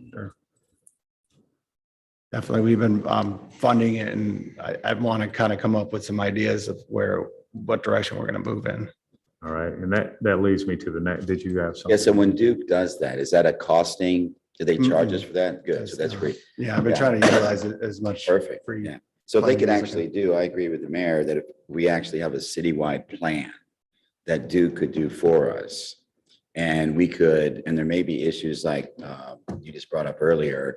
If one street said, well, we'd like to have lights like they have on this other street, but it may not be possible because of the power options available on your street versus over here, that type of thing. But I think it's key if we have a citywide plan so that people can see that and understand what the plan is for the street lights on their street. And maybe we could get feedback from them to say, well, we don't want, or maybe we're not even going to ask them if you want them, because for safety reasons, we feel like this is the plan and we need to put those street lights in. And we're going to do our very best to make sure that they're not aggressive lighting to where it's shining in your bedroom window type of a thing. Yeah, I think even city staff could analyze what our current placement of lights are throughout the city. And we could almost establish where the best lit streets are by, light per so many feet. And then where the worst place. And then if we could establish a standard we're trying to meet Perfect. based on where we're at, and then work towards it. All right. And thoroughly evaluate solar options at grants. I'm not sure about the grants, but I know that you've been looking at the various options. And whenever you look at the solar lighting, are you using Bellevue Island Estates for a case study or anything? I use as far as the maintenance since we've installed them, definitely as a case study. And recently, now that we've kind of worked out the kinks, because we did have some battery replacements we had to do, there was some programming issues. It's been a good run, I would say, in almost the last year straight, because we had a lot of issues on Alita, and that was mainly because the settings were off. So they depleted the batteries, causing us to have to do replacements, which they're good with sending us new ones and getting them replaced. But I think our staff has gotten very good at maintaining those. And what we do is we try to work them in the maintenance as we have the lifts for other purposes. But Okay. definitely. And that proves that, yeah, we're still looking into things. How's it been going with grants? I was going to cover that more in the admin policy I drafted, but I can give you an update. I'm currently working on trying to get something for the undergrounding project. I passed it through the county's LMS working group, and we were ranked number 3 on the list. So if we can qualify for funding, it's there. We're ranked, because the LMS determines what the order of the project. So we got ranked high along with the county. Problem is that benefit to cost ratio is meeting that standard. And the grant, it's a hazard mitigation grant for Hurricane Ian. So the money's there. Right now, I've scheduled, they do consultation to assistance with working through this cost ratio. Been bouncing around a lot of different ideas of how to show the cost savings for the price of the project. And that's our greatest battle that we face in Bel Air Beach, is kind of meeting that with the low residents and the cost of some of the projects. And there's some other issues when it comes to grants. When it comes to stormwater, it's the whole not tied into a regional system. And then there's obviously a social economic factor where you can have lower requirements based on being able to prove demographics. The classic poor old Bel Air Beach syndrome. I understand. Well, we'll keep them on our goal list until they're done. I think that once we get past all of the stormwater projects, that'll be a big focus for the city. At least I'm hoping so.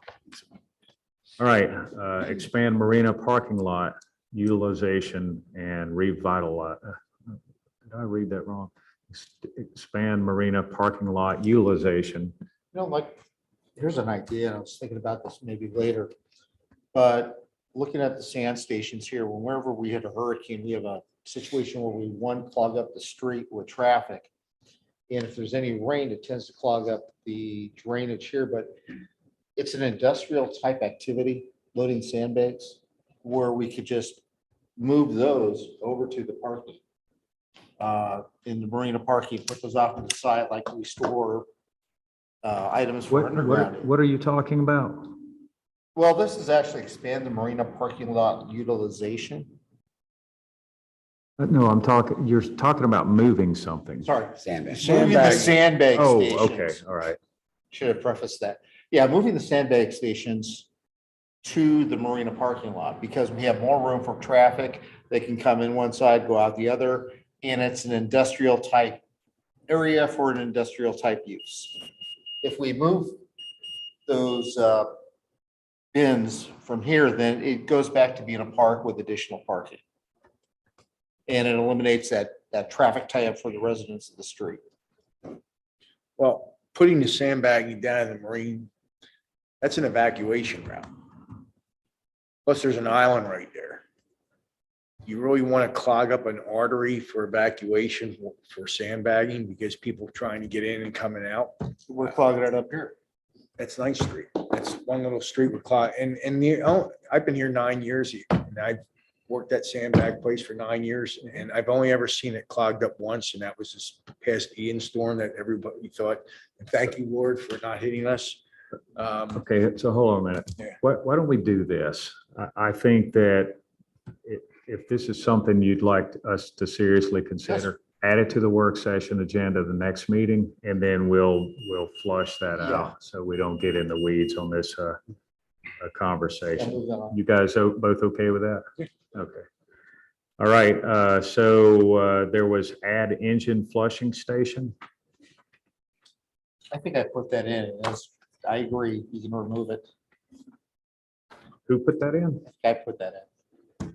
Looking at, almost turning that into a full marina, but I didn't know there was really not a use for it. Well, actually, there'd be plenty of use for it, but do we want to maintain it and do we want to have it monitored and all that, especially whenever the city of Clearwater was so gracious to provide us with 2 of them across the intercoastal and then 1 or maybe 2 of them also at the gas station. So yeah, I would like to remove that one. Does everyone else agree? Yes. Not to mention the one at the causeway, which almost caused a gunfight, Oh. which they then did remove them. They had 2 nice ones down there, but You guys can't have nice things anymore. yeah, it's a shame.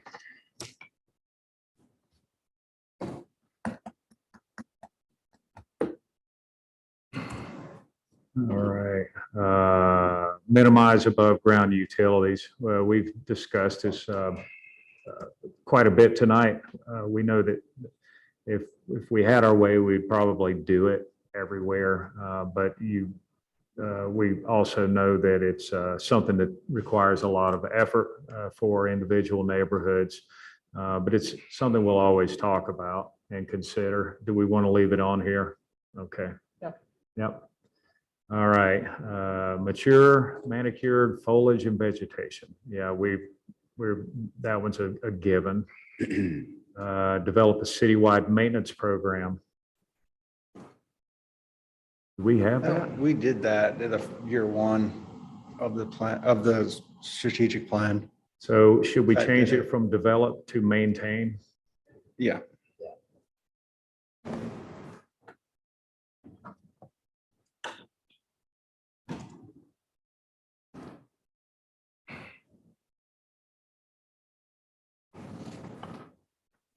And complete a city asset inventory to include city staff. We have that, don't we? We have an asset inventory. So they want to, I'm not sure where this is going. They want to have staff included in some way. I don't know where that came from. Sure. If it was Council? just one of Vice Mayor's ideas. To include city staff.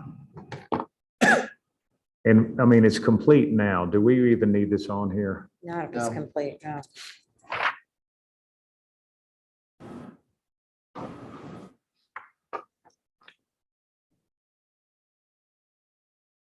What does this last one really mean? I don't understand it about breaking out a walking easement.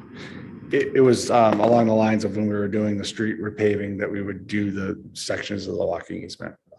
That died. That's gone. Yeah. Yeah, that's gone, So I right? think we should have, remain in there maintaining, which that could be brought up into your maintenance program, but make sure that walking easement's maintained.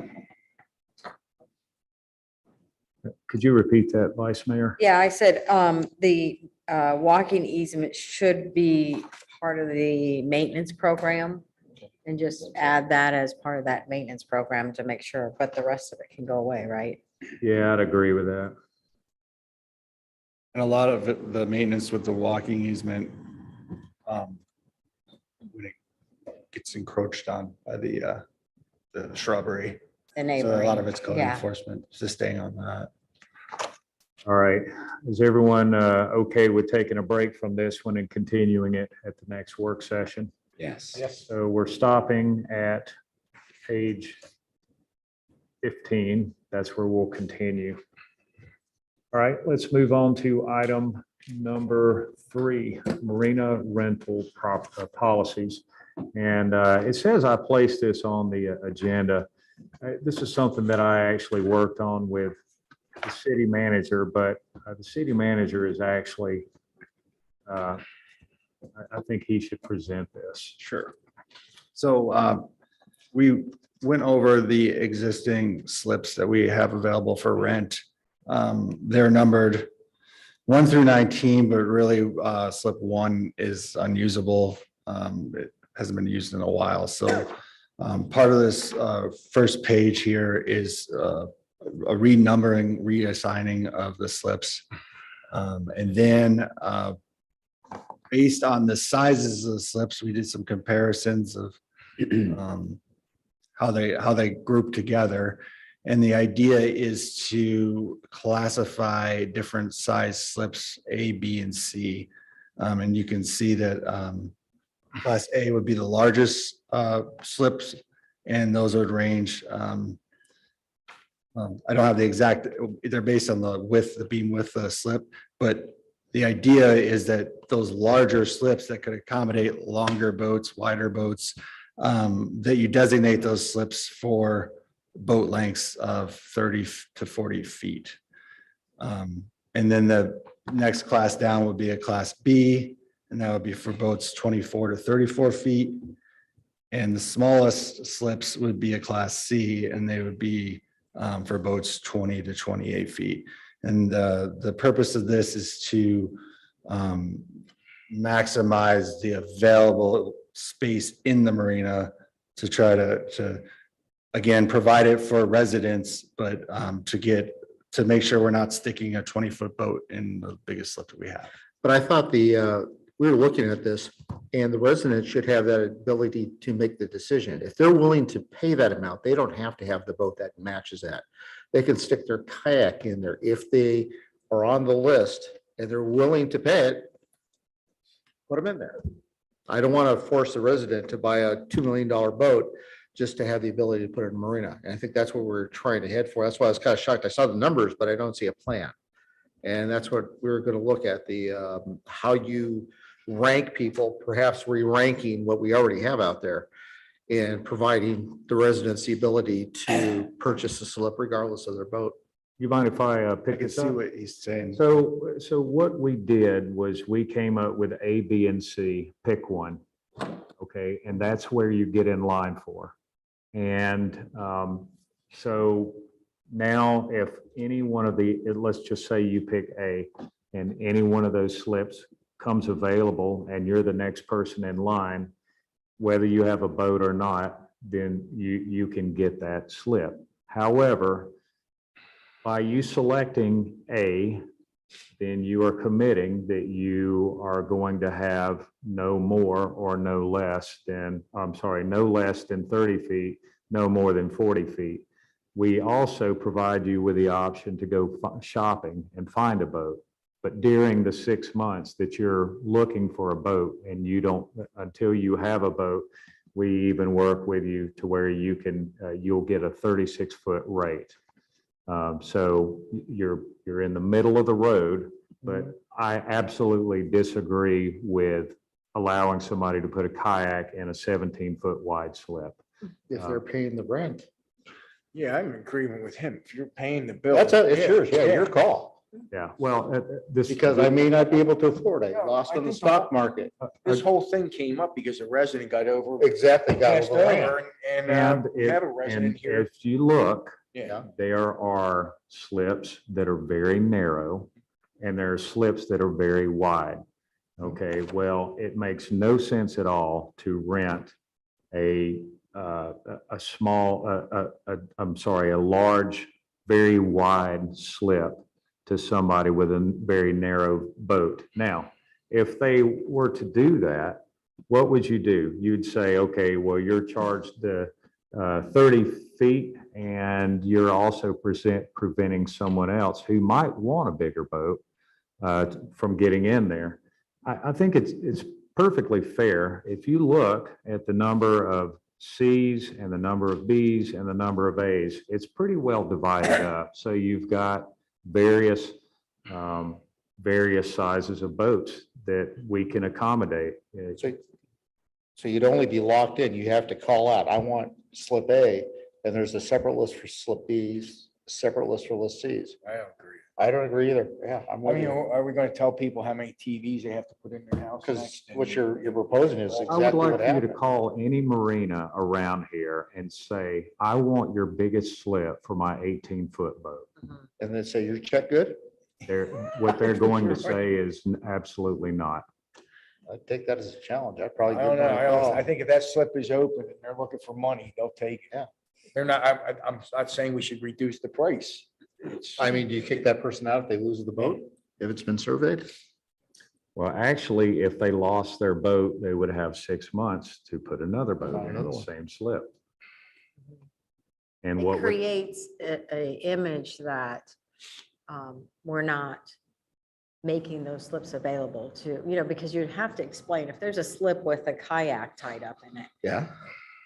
for 6 months, and you're waiting to put your boat in, you walk up and you don't really see a boat in that slip, it does create the appearance that the city's not servicing the residents. It really does. Well, you're saying that's what you did because you have 6 months to upgrade.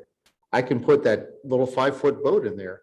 I'm As just long as using within that as- 6 months, I Yeah. buy the big monster. So somebody's still gonna come up to you and say, well, what's up? Well, show them the receipt. Yeah. I mean, we're gonna have some, there's gonna be some disagreement here, obviously. We'll look at it. So I misunderstood. You're saying after the 6 months, they don't have to meet the requirement. As long as I could, I could park that 5-foot. I could park that kayak there because I got 6 months from that day I park it. I'm paying the full rent to pull in that massive boat. Now, what happens if it's a construction delay? That my brand new teak wood is not available. So I still got another 6 months? oh, okay, so let's just. Yeah, we're getting into the weeds, but Let's go along with what you're saying for the moment. All right. If you look at the next page, you're going to see that there's proposed rates that vary based upon width, again, width of the slip. So they're not all the same. Right. All right. So sure I've got this right. Kyle, help me out here because I'm struggling to see this. All right. Okay. It's $9 for a C-type slip. Yes, the smallest slips are $9 for a resident. These are just numbers I plugged in to get us roughly to the same slip revenue, okay. just playing around with some numbers. But so I separated them out by the class. Class A is the largest. That's $11 a foot for the resident. Class Bs to medium, $10 is Class Cs, 9. And then there's a non-resident fee. That again is just kind of a number that's going to be roughly, it could change, but I just picked something so we can see how the numbers work. I put it at the top where it says current revenue. That is with our 2023 adjusted fees. That is our, well, technically, we just lost a boat on slip 16, which is, it makes an available slip, which is ironically the largest slip we have. So I think we need to make a careful decision on how we open this slip up. But I plugged the numbers in based on what we had previous to this boat leaving slip 16. So just to kind of show some things, the idea is if you don't have a boat, but you're holding a slip, that's what that no boat number is. I just wanted to show what the numbers would be if there were no boats, but we were just going on the rate. But that would be, but I think the actual most important, if we were to use this fee structure for what is in there right now, we'd be making significantly more revenue, about $10,000 a year or more yearly. But I think you need to take into account that the goal is that ultimately we have all residents in those slips. So at first we might have higher revenue, but over time we're going to see that revenue go down because our goal is to have the marina completely used by residents. So then that last section there is the current boat lengths using this fee structure, and they're all residents. So you do see that the revenue does go down because you're not having any of those non-resident fees, but it's kind of keeping it in the ballpark. I thought, it's about $6,000-7,000 difference. Thought that was close enough, playing with the numbers, but that's just what I laid out. So what are we doing about the initial problem? What about that list? And making it fair to all citizens? So the current list, since it was the largest slip, I started at what our current policy was. Right. We got down, it went down 5 waitlist enrollees in, I think the word registrants. And it ended up getting to the 5th person that was down there for a 32-foot length boat, but currently has a 28-foot length. So I put it on hold based on the fact that they're willing to pay the 32-foot length fee for that slip, Right. even for 6 months. But they only plan on putting a 28-foot boat in there. So that kind of comes down to the decision of how we want to do this. And being that it's our largest slip, I just stopped right there because I thought once we got into the 28, 20 something footers, we're looking at giving our largest slip to a smaller boat. So I kind of wanted some direction on where we're going before that was, That tells me, it's like, what did you tell the other 4 people that were in that list ahead of the they guy? passed it up. So they were informed, you have the ability, you can do it. Okay. So long as they're totally informed of that. Yes. I have a couple questions. If I'm looking at the new rates versus the current mix, we only have one person paying $9 a foot. Why would we drop the rates for everyone else? Everyone else is Oh. then it goes to 10 and 11, but 1, 2, 3. Because again, we were just trying to structure out the fees differently, but not focus on each individual's change in rental. And this is just Or proposed. like a Okay. broad Okay. stroke. This is just a proposed rate. Okay. Kyle just plugged in some numbers just so that we had something to start looking at. okay, yeah, because that, what I'm seeing is then at least the minimum should be $10 a foot. We only have one paying 10, paying 9. So that would be my first comment. And then we're hung up on the length, but it's really the beam that's the issue. You could have a CV that's very narrow and long versus Should it be cubic foot or square foot? well, I'm just saying, I mean, it gets more, it's not as cut and dry as That's this paper comes out to be, because there is that option of, you know, you've got a center console fishing boat that You're buying is square very footage. narrow. And you might fit into one of the more narrow slips. I'd bump it out. Yeah, but it's long, the length is there, and I don't know if there's some tie to this minimum, maximum length that you guys came Well, up with. what we were doing was making pretty much a generalization that the big long boats are generally wider. And so we were trying to fill up as much of the, trying to make sure whatever boat went into whatever slip, it was in the right direction of filling that slip up, you know, both width and Yeah, length. yeah, it's still just a it's a dock master management type. Yeah. Well, and that's, It really see, is. and that's where the problem is. Yeah, it's is not as that- easy is as it that, sounds. What I'm trying to do is take this decision away from people that are not professional dock masters. Mhm. Because without some kind of clear definition, they can always be accused of playing favoritism. Right. That's right. And so that's why if we have some sort of a policy in place. Bill Lusk is here. He always has something to say. Would you care to say anything about this topic? I didn't know, well, I mean, point of order. I think last meetings, we don't allow a lot of input from the citizens during a working session. As chair, I can ask anybody anything. And he's pretty Okay, knowledgeable. well, yeah, we know. I'm Agree just to checking. have, Bill, if we all Others. agree. Bill then has chime been in. intimately involved with at least following this Oh, I and agree with you. making Yeah, I would like to hear his input. passive suggestions. Okay. I'd say that's a fair way of saying that, giving us Bring 'em up. food for thought. You gotta go, If you don't mind, would you step up to the podium? We can't force it. Wasn't really thinking of stepping up and talking. That was my first look at that, guys. Probably a little, what I wasn't expecting.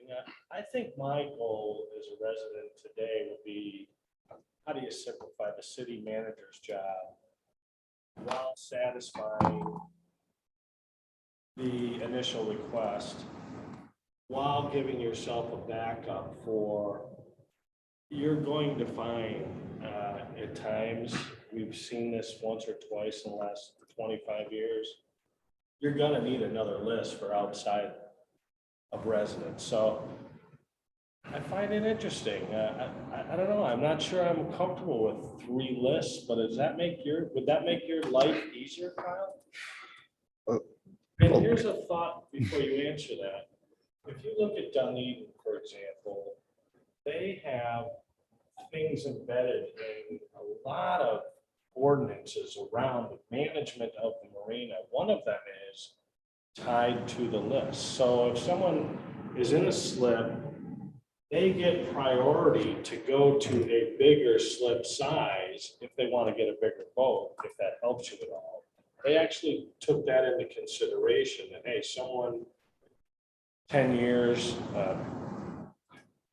has a 28 footer, wants to go to a 37, they get to jump the list and not start over. So there's a lot of moving parts to this approach versus I'm going to go from linear to slip. That's just cut and dry. And that's the piece I actually respect Jody's comment. Like, one, does it show we put a kayak or any size boat in a beautiful size slip? I think that goes back to the original question I've always had. What's the vision? My vision, Bel Air Beach isn't a bunch of smaller boats and beautiful wasted commodities out there. It's a really tough challenge, but I think the focus should go back to how do you satisfy the resident issue? Always have a backup for outside. And I think I'll leave it at that. You're going down the right path with the discussion. And I got to look at Kyle. I personally want Kyle's life to be made easier. How do I make it easier for him instead of this subjective approach? Oh, I got a big slip. Gotta get the biggest boat. It's revenue. So it's a pretty tough one. Would you have any questions while I'm standing here? Well, my question would be, as we put out there, I got the biggest slip, but I don't have the biggest boat. Is that offensive to other boaters? You know, it's just, I don't know. I've been waiting, wait a minute, maybe I should say I've been waiting 7 years for a slip too. So, Yeah, that goes back to another issue on how are you going to divvy up 3 different sizes for people that have been on this list once you adjust it. That'll be interesting. To answer your question, immediately what went through my mind was space management. And it just isn't efficient space management. I mean, if I'm running a warehouse, I don't want to put the copy paper in one of my places I could put the copiers. You know what I mean? So it just doesn't. I It understand. doesn't look right, but I guess you could Right. satisfy it with finances. Well, yeah, we wouldn't be cutting the price, you know? If that's your goal, I mean, that's. Yeah, one thought, and I'm just kind of really thinking about this. This is a relatively complex issue. Some of us are boat owners, some of us are not, some of us are on the list, some are not. Would it be irresponsible just to say, look, with complex issues, we usually tend to form a committee or a subset of us, is to form one just for the peer issue, to encounter the rates, the waiting lists, and then have them come up with a series of recommendations that present to us versus us trying to, from whole cloth or experience, trying to rewrite what many marinas are actively doing. We get. This exercise was done. It was just done. It's been done 2 or 3 times and we've never moved on it. And that's the problem is that no matter what, you can't satisfy every scenario. Someone's going to get their feelings hurt. Someone's going to feel like the city's turned their back on them. And there's going to be situations where you can't make people happy. So this was a good starting point to give us something to think about. And I know that we're not going to solve this in a day. It took me 2 months to even have the conversation with Kyle because I really didn't know what would be the best medicine for our community. And I certainly want our community to be first, and I want the residents to be taken care of.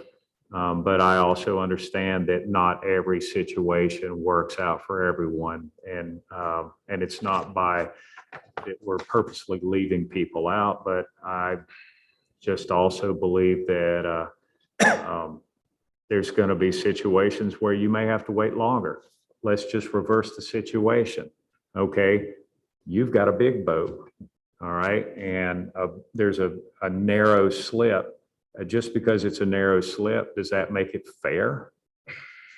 If it's too narrow for that big boat to go in there, he's in the same situation. If you're setting certain standards for various size slips, well, then now everyone truly is treated the same. But see, if he has the opportunity, he has a bigger boat, he can always buy another boat to fit in that slip because he's next on the list. He has that opportunity to. I'm saying if he has the big boat.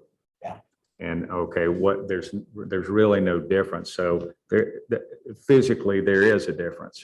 But what I'm saying is he's left out now too, because the only thing that's available are smaller I'm lifts saying he can or still smaller buy another boat spaces. if he'd like and place it in there. You can have 2 boats. Many Well, people it do. would I mean, be- I'm just saying, going through the list, it's a secondary, tertiary effect. It could be the same scenario where the guy with a little boat, if a big slip is available and he's on that list, well, he could buy a bigger boat too. So I would like you to take time and write us a policy.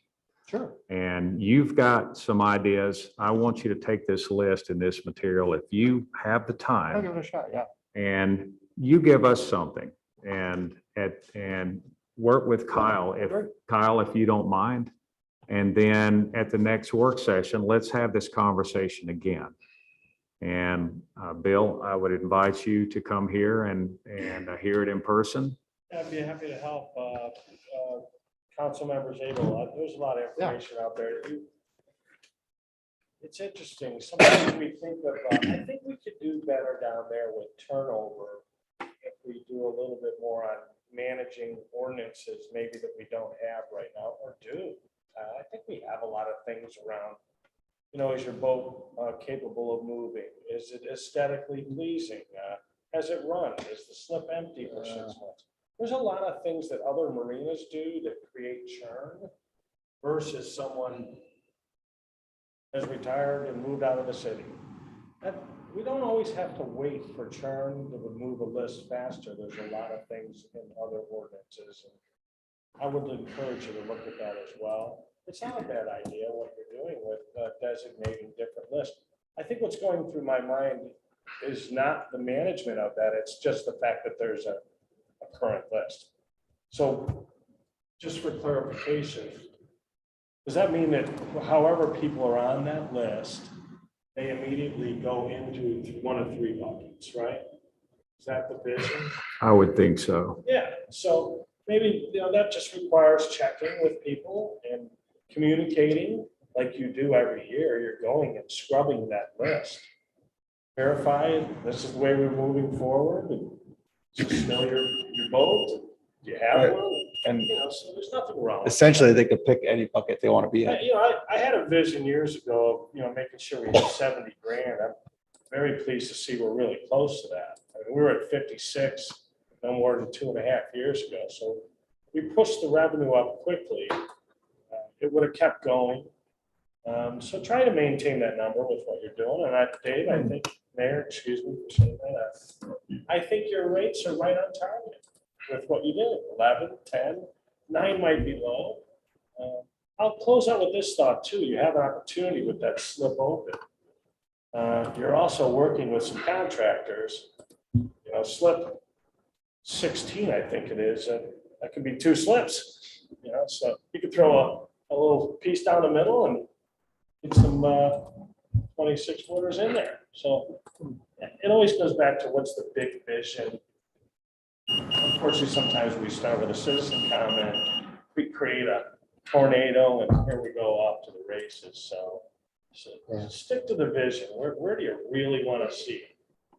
10 years, 15 years from now? I'll start with, I think we should make it easier on the city manager. Yeah. Thank you for that opportunity, Mayor, for bringing me up. You're very welcome, and thank you for having the courage to speak. Staying with that tornado theory, I apply for a C slip. I've been on the list for 5 years. I get a bigger boat. So I notify you, I need to now go to B or A.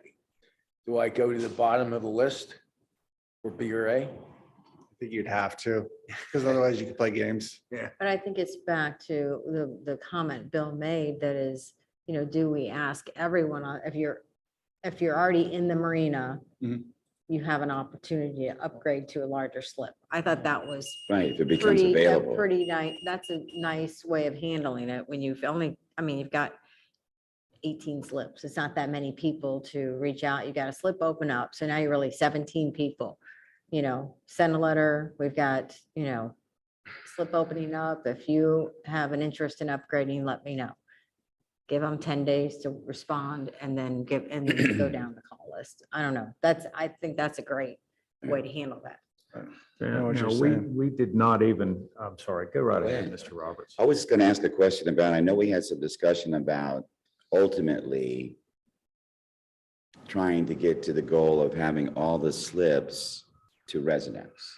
Because we just felt like that's the right thing to do. We've never even got to that part of the conversation. Okay. There was so much shock value to the introduction of the classifications that we didn't make it that Okay. far. And where are we? Just an estimate number of how many residents versus non-residents are currently in the slips? Just about. I'm just curious. Is He's it- selling like 2 or 3. We're a little more than half. It's not. That's something. While you're looking that up, I do agree what Jody was saying that Bill said about if you already have a slip and you're in a B slip and an A slip becomes available, we'd have to have something in the ordinance to define how you're going to handle that. So now I've always wanted to get a bigger boat. So now I have that opportunity because an A slip is available. I'm going to sell my B boat. And if I'm next in line of a current slip owner to upgrade, I think that would be a cool offer to the people that are there. You don't go to the bottom of the list. That would be cruel. Councilmember Zabel, what I would I'm writing these notes. Go ahead. what I would challenge you to do is start with what we've given No, you. I'm gonna start with the ABC. And That's just fine. start with that and build on it. Got it. And rather than tearing it apart, I would say enhance it. No, I will. And I was listening to the city conversation manager about has some great ideas that we discussed about what to do with non-residents and people that have rental properties, but they don't live here. How you identify who is a full-time resident and how they should get preferential treatment. Mr. Reefler, you have all that information. And Perfect. Yes, and the regulations of the marina are covered over city ordinance, over the actual agreements that they signed, and the administrative policy for the wait list. So it's kind of spread out, but all that information is important, and Yeah. that kind of governs the marina. And then I have a lot of information through discussions with Mr. Lusk of what other marinas do, and a lot of considerations, ideas to look into. And also, I know it was unfortunate what happened with the gentleman that came here and spoke. But he's not the first person that's happened to. And I think about all the people that's happened to before him. Right now, we have certain policies in place, and it's kind of a bummer that he had to step up and speak. But I think about the other people that are probably going to feel cheated until we have a policy in place and we reboot this list. So I just kind of want to remind you of that. Yeah. Yep, we're definitely enhancing it and work with it. As far as the opening right now, do you want to, we can reach out to the existing slip renders and see if anyone is interested in upgrading to the larger slip. The one thing is, it's easy for somebody who uses it as a wet slip. Somebody's got a lift already. It's a much bigger deal. So something to consider. I'm really struggling to hear you tonight for some. Sorry, that's all I was saying. If we can look into sort of a legacy policy where existing slip runners have an opportunity to upgrade to the size 19-foot beam slip 16. But again, that's kind of a process. So if somebody was, say they have a lift in their current slip, I guess we could see what interest we have out there, but we would have to define the criteria of how they move and how much time and all those It's processes. a temporary policy to migrate us to whatever the new policy is. Right. There has to be some sort of a. Sure, because I don't want to succession see that plan just issue sitting there. empty while we kind of figure out, because I don't want to rush the process either. Are there vacant slips right now? Yeah, our largest slip is vacant. Okay. And that's So, one of the in-water boats you said. And Uh, you, excuse me, how do we prioritize? That's another question of the people who are interested in the moving into slip 16. Do we prioritize it by how long they've been at the marina, or do we prioritize it by the size of their boat? Are they in the A level boat Well, size? they're It not, depends. Oh, It's they're all in the A level? No, they're spread. They're all different sized boats. Because I'm thinking now I'm writing the policy as I go here. Using the ABC structure, then I would say that only those that are in the A can be approached for that. no, because we're talking about existing tenants that may want to buy a bigger boat. And Get now into we have a 16. slip that can accommodate. And perhaps put the word out. I don't know. It's, It would- I'm just You have to thinking on the run here. prioritize it. If- Bill, would you like a bigger boat? We all were. Biggest issue, excuse me for jumping back in. I think what went through my mind was making the call to all the people that are on the list. Yeah. To make sure, is this your current vote? Is this what you're thinking? We're gonna make some changes. So when they go into different categories, they're the right one. Yeah, they know the numbers too. And I think you're right, there's probably, I wouldn't even know how to go about that, but pick something and satisfy whatever you want to with current slip renters. I just don't like the idea that there's an empty slip. That was one of our most beautiful votes now. Hmm. And it should represent, unless it's two slips. Okay, so I'm writing that I down. guess you're gonna call some people with, in smaller slips, with smaller boats and see if anyone's looking for an upgrade. Right now, my mind says, we'll start with the person who's been there, give the opportunity to the person who's been there the longest, and then just go down to the newest person in there I again, like see that if they're idea. interested in Then it would upgrading. create a domino effect, which is okay. Yeah. So if slip 14 moves to 16 and then that's open now and And so good. much for making your job there easier. you I know, go. that's what I'm sitting here thinking about. I'm like, right now, you've got a slip open Yeah. and you've got someone that wants it, really is what it comes down to, is what you came to us with today. You have someone who has a 28-foot boat, but is talking about getting a 32-foot boat and would like that slip. And he was number 4 on He the has a list. 30, he's on the list for a 32-foot boat. He'll pay the 32-foot price until he gets the 32-foot boat, I guess. And then you're gonna repeat the process until basically, like you said, everybody's But- kind of fleeted up and then now you got true openings. But again, this is somebody who Doesn't have a boat. doesn't, or has a boat, Yeah, but has not been on the list very long. Oh, right. So, I would advise you to have something in place before you start screwing around with our current tenants. Correct. And, Okay. and give that, if there's someone in line that's eligible right now under the current policy, I would let them have it until we change our policy. And if the next person in line does not want that slip, then move on to the next one, just like you've done in the past, until you find a renter. And then whenever the regular policy is finished, then we can address how to deal with everybody.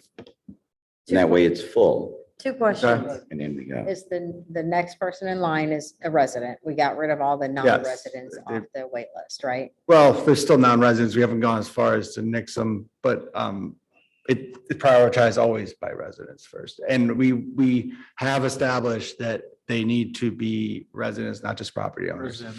So that is a stipulation. The that we'll gentleman enforce. that's leaving, or the boat that's leaving, is that a resident or is? That was a resident. Okay, and they've moved or what have you? I believe they got a bigger boat and they're touring. Gotcha. 72-footer. There's some rain and con.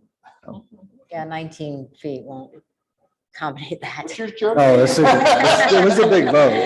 Only what, 30? They had a 45 footer. Yeah, so, and then the guy with the 30 that wants to get the 32, he's gonna have to invest in a lift, is he? I don't know what his plans are, but he was willing to pay that 6 months worth without the boat. And I was gonna make it clear that you must have the boat, no refunds.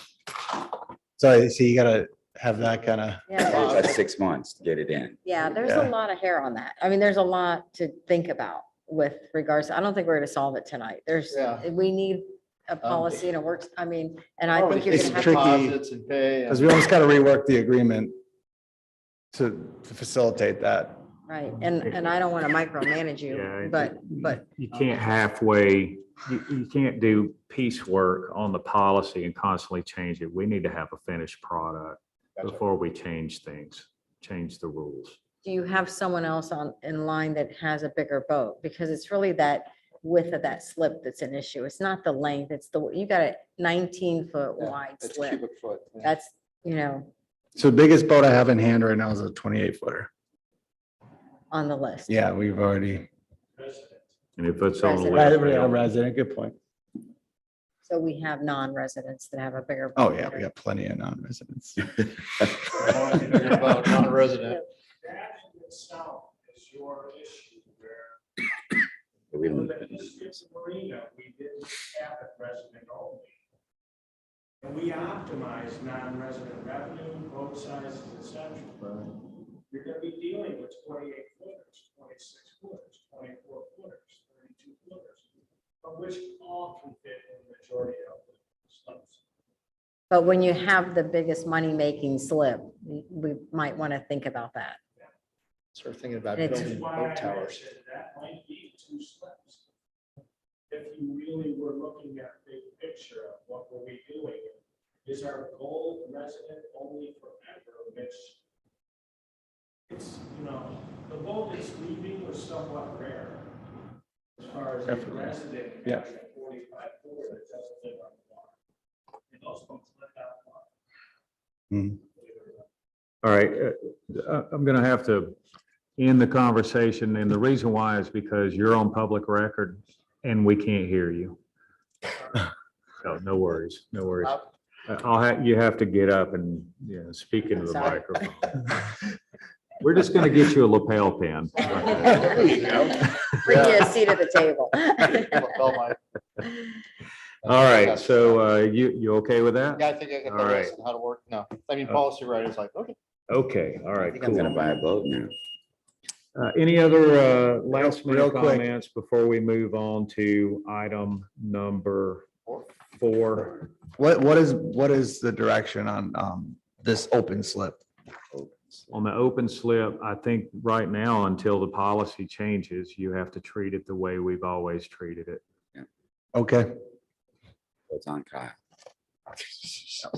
We're working.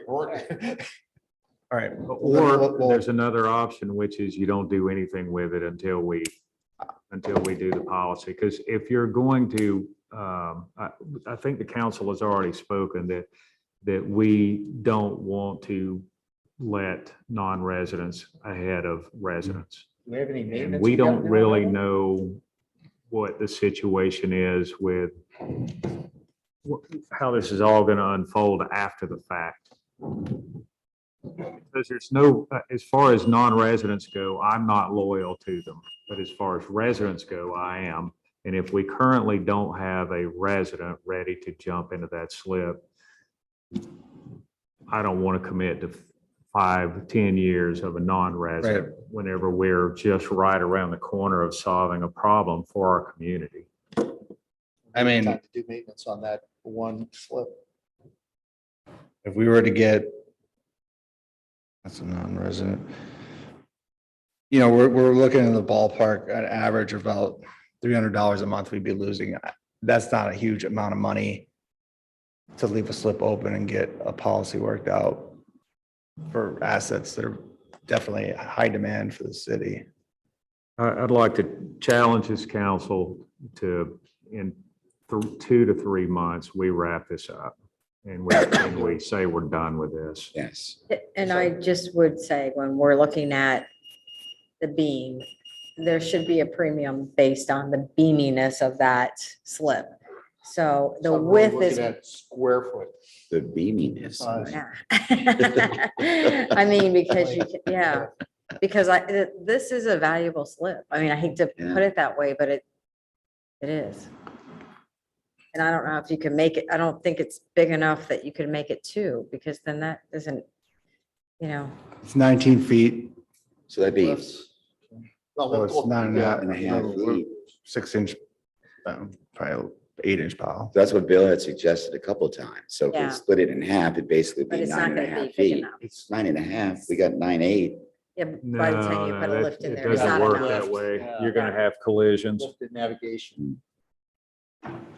Lift, navigation. I'm sorry. So what was the? Are we 100% committed, the way that our permitting is on the marina, or is that what we're stuck with? No. No, it could be redesigned. And we even had that plan that they did the additional catwalk. It was done a while ago, but Because I think Bill may be on to something that maybe we should take a deeper dive into is that maybe you resize the adjacent slip Optimize. a little bit. And then that way you could open up and have two accommodating slips. Actually, you generate more revenue by having two boats in there than one large boat. Right. And you would also fit in that area that's a sweet spot for Bel Air Beach residents, which is about a 24, 28 foot boat with a narrow beam. So just some things to consider for sure.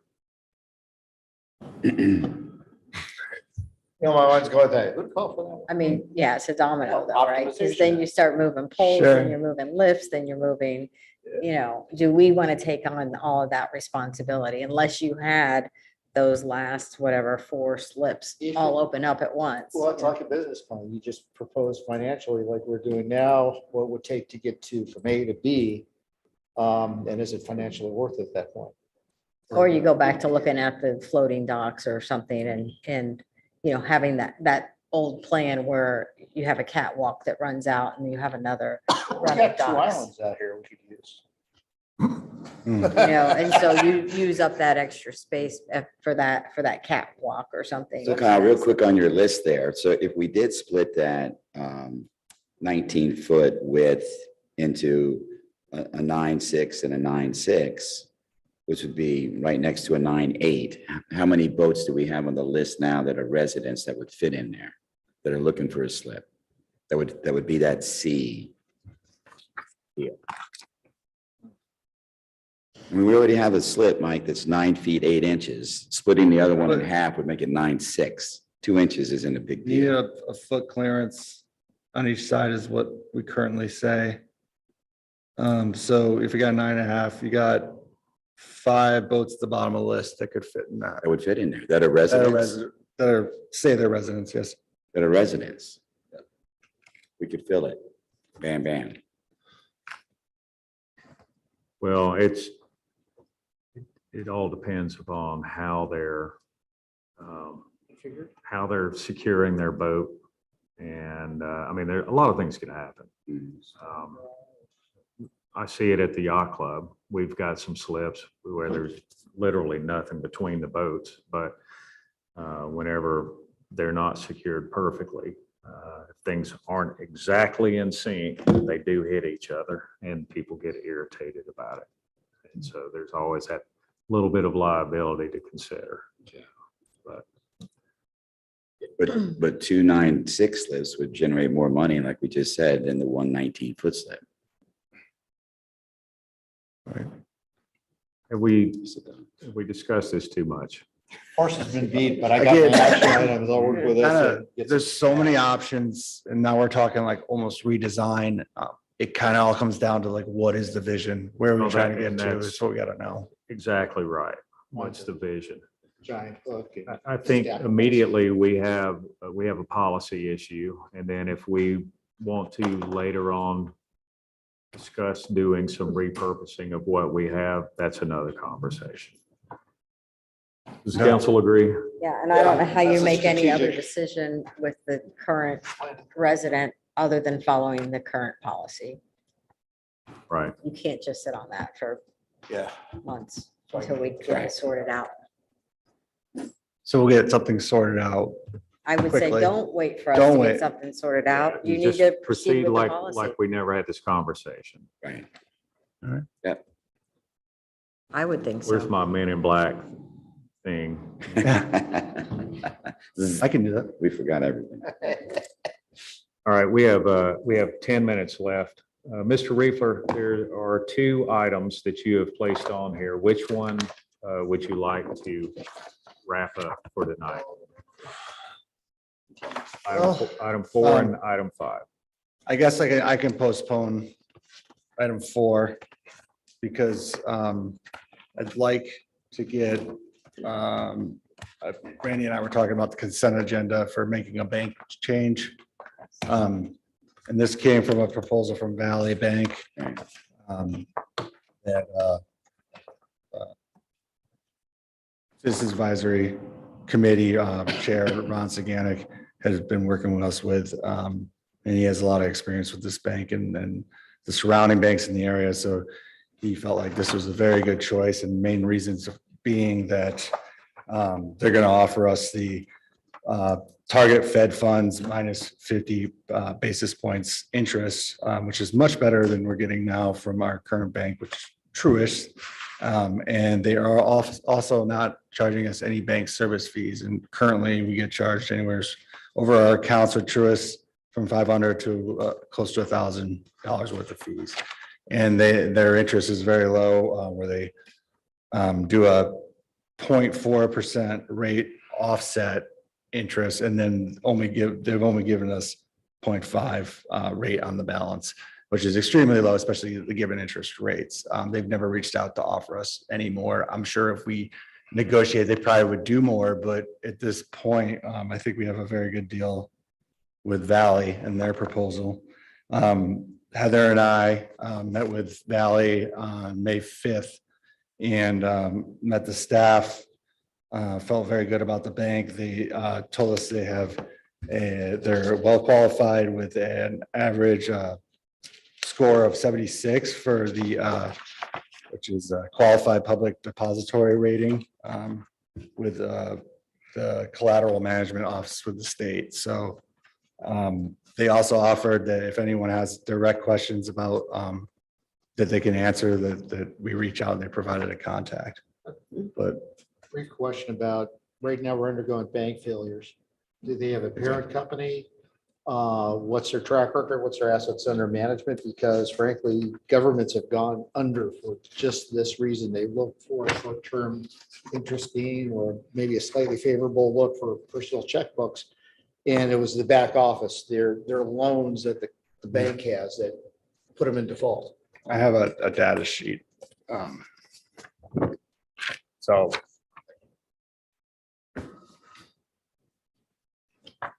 Yeah, that would be about Nationwide. I've never heard of the bank, frankly, but Nationwide activities. They're very, very well heeled. I bank with So them, we're- banked with them for many years locally. And then Valley came in and purchased them. It was a different bank before. Who US was it Ameribank. before US Valley? Ameribank. Oh, Can only, the Any problems with it? None.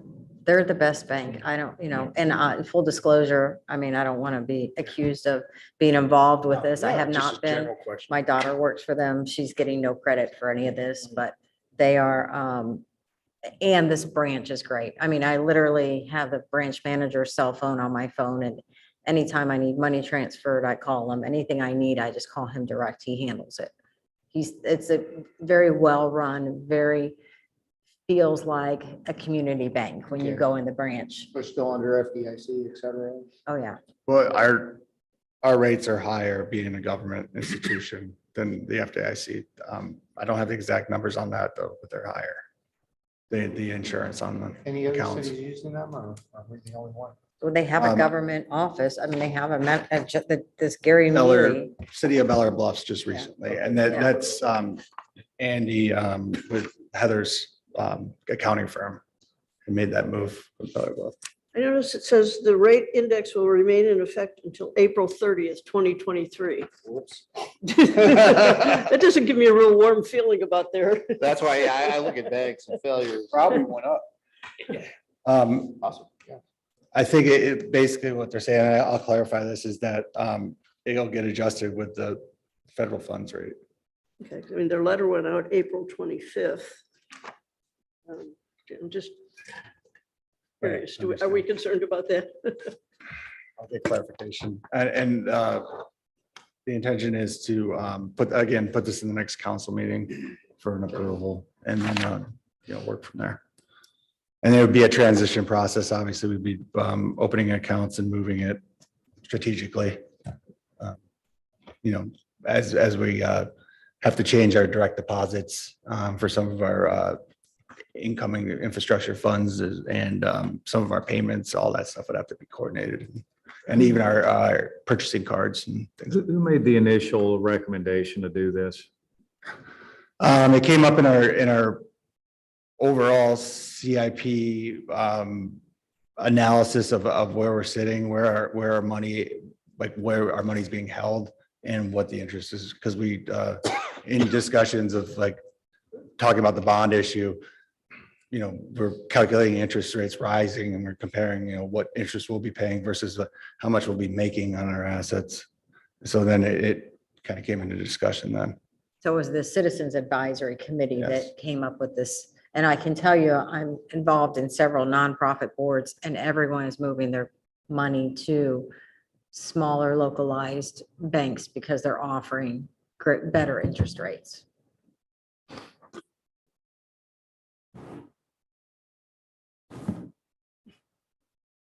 I'm good with that. Everybody else? So currently we have Truist, and then we would be opening an account with this. And then right now our capital, and I don't know why it is like this, our capital improvement fund is with Bank United. So we plan on keeping it there for now, but if things work well with transferring our operating accounts over to Valley, that would be the intention, because it doesn't make sense to have all these separate banks. Doesn't Bank United hold the mortgage though? Is that? No, that is Truist. So That's we'll have to Truist. keep an account open Yeah, until we yeah, complete that's- that yeah, I was mortgage. gonna say whoever we have our mortgage with, we'll have to keep accounts there. Does this require a resolution? I don't believe so. Randy would be answer. I'm looking at your past documents. I haven't seen one adopted previously as to how it goes. If it comes before you at the next meeting and a resolution is required, one will be prepared. I have not prepared it today as of yet. Kyle and I were just discussing this earlier today, and I just received the documentation. But if it requires a resolution, trust and believe a resolution will be before you for that purpose. Are And you we can vote it under, up and down as you deem necessary. do we have any time constraints preventing us from making it to the meeting? No, we should be If able it's a resolution, you don't need any ads or anything like that. So it really just comes down to, and Kyle and I specifically spoke about timing this morning, and when we discussed it, just noted that given where we are in the month, meeting off cycle, our next meeting is only 2 short weeks away. So that gives us, that's not a significant delay. There were no time pressures that he felt made it I was just making untenable. sure we weren't missing a rate window of opportunity. I'm not aware of any, and No, and I'll get the clarification on the rate, and through our discussions and meetings, I did not feel any kind of time constraint on this. Okay. Stress test. And I even, I reached out to them, then communicated that I was taking it to this work session, and then the plan would be for approval at Right. the council meeting. Yeah, either way, we'll vote and we'll get it approved and we'll move ahead. Mr. Mayor, since we still have 30 seconds left, I think number 4 could be discussed, and I guess everyone's read it too. It's just pretty simple. Yeah, and it's a draft, so really, the idea behind this, again, it was a city manager goal to kind of come up with a policy for seeking out grant funding for like our capital projects, or it could even pertain to our operating budget. But I just started with, just defining what this admin policy would, what it's for, and then kind of in the policies and procedures section, talked about sources of monitoring grants, which was, we joined the FLC Grants Assistance Program that was brought up, I think it was like 4 or 5 months ago. So they provide email and a website assistance with everything it's on a national scale of all the grant opportunities and funding as it comes through. And then I'm in subsection B, I kind of brought up that every time that we're considering a project, that it would be the city manager's responsibility to look for alternate sources of funding. And I listed out grant programs that we've looked at in the past that we've worked with, put in applications. And I think with grant funding, sometimes it's tough for us to meet all the criteria, but it doesn't mean we should ever stop trying. Because it's my mindset that keeping up relations with the grant coordinators and the regional directors of these grants, it's sometimes when they don't allocate all the funds, they do lower qualifications, and it does open up because they do want to distribute the money.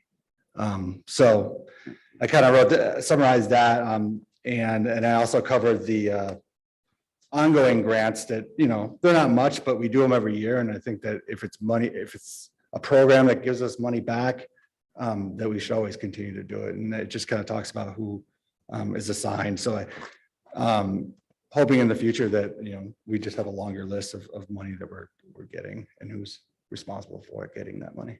These are the ones currently on your radar though, correct? Yes, and like I said, with the, so we get, right now we have the matching safety grant, and then we have the Pinellas County recycling grant. And we always submit for that money. But like I said, right now, I'm currently working with that Hurricane Ian hazard mitigation program. Hoping to have a little bit of luck, because with the stormwater projects, we found that we couldn't get anywhere close to that BCR, but then the idea was with this undergrounding project, trying to come up with enough creative benefit through as much as residents that work from home and the money that they injected to the economy through their jobs. And I mean, any way we can to try and meet a benefit ratio for the cost of the projects that we're trying. In that League of Cities program, did we just get that because we're members? Yeah, you brought it up at one of the meetings and I joined it, and it's a program that just kind of keeps an ear to the ground of like almost some grants that you never even heard of in your life all over the country. And it's just, it's a good consolidation of what's going on, just to keep those ideas and opportunities going through your head. It's short and sweet, and it gets to the point, so I like it. Any comments or suggestions or questions? Okay. Good job. I like it, and let's use it. And like I said, just admin policy, it's something that we can write into it and follow it at any point, so. Okay. Well, Mr. Bankert, thank you so much for reminding me that we still had that one item left. 30 seconds, I too. would have passed it off, but hey, nice job. Yeah, you broke my rule of 9 o'clock. So we will not discuss any new business or unfinished business. And I would like a motion to. Motion. All right. Second. All right, all in favor? Push that policy out. Okay, I just sent you the email.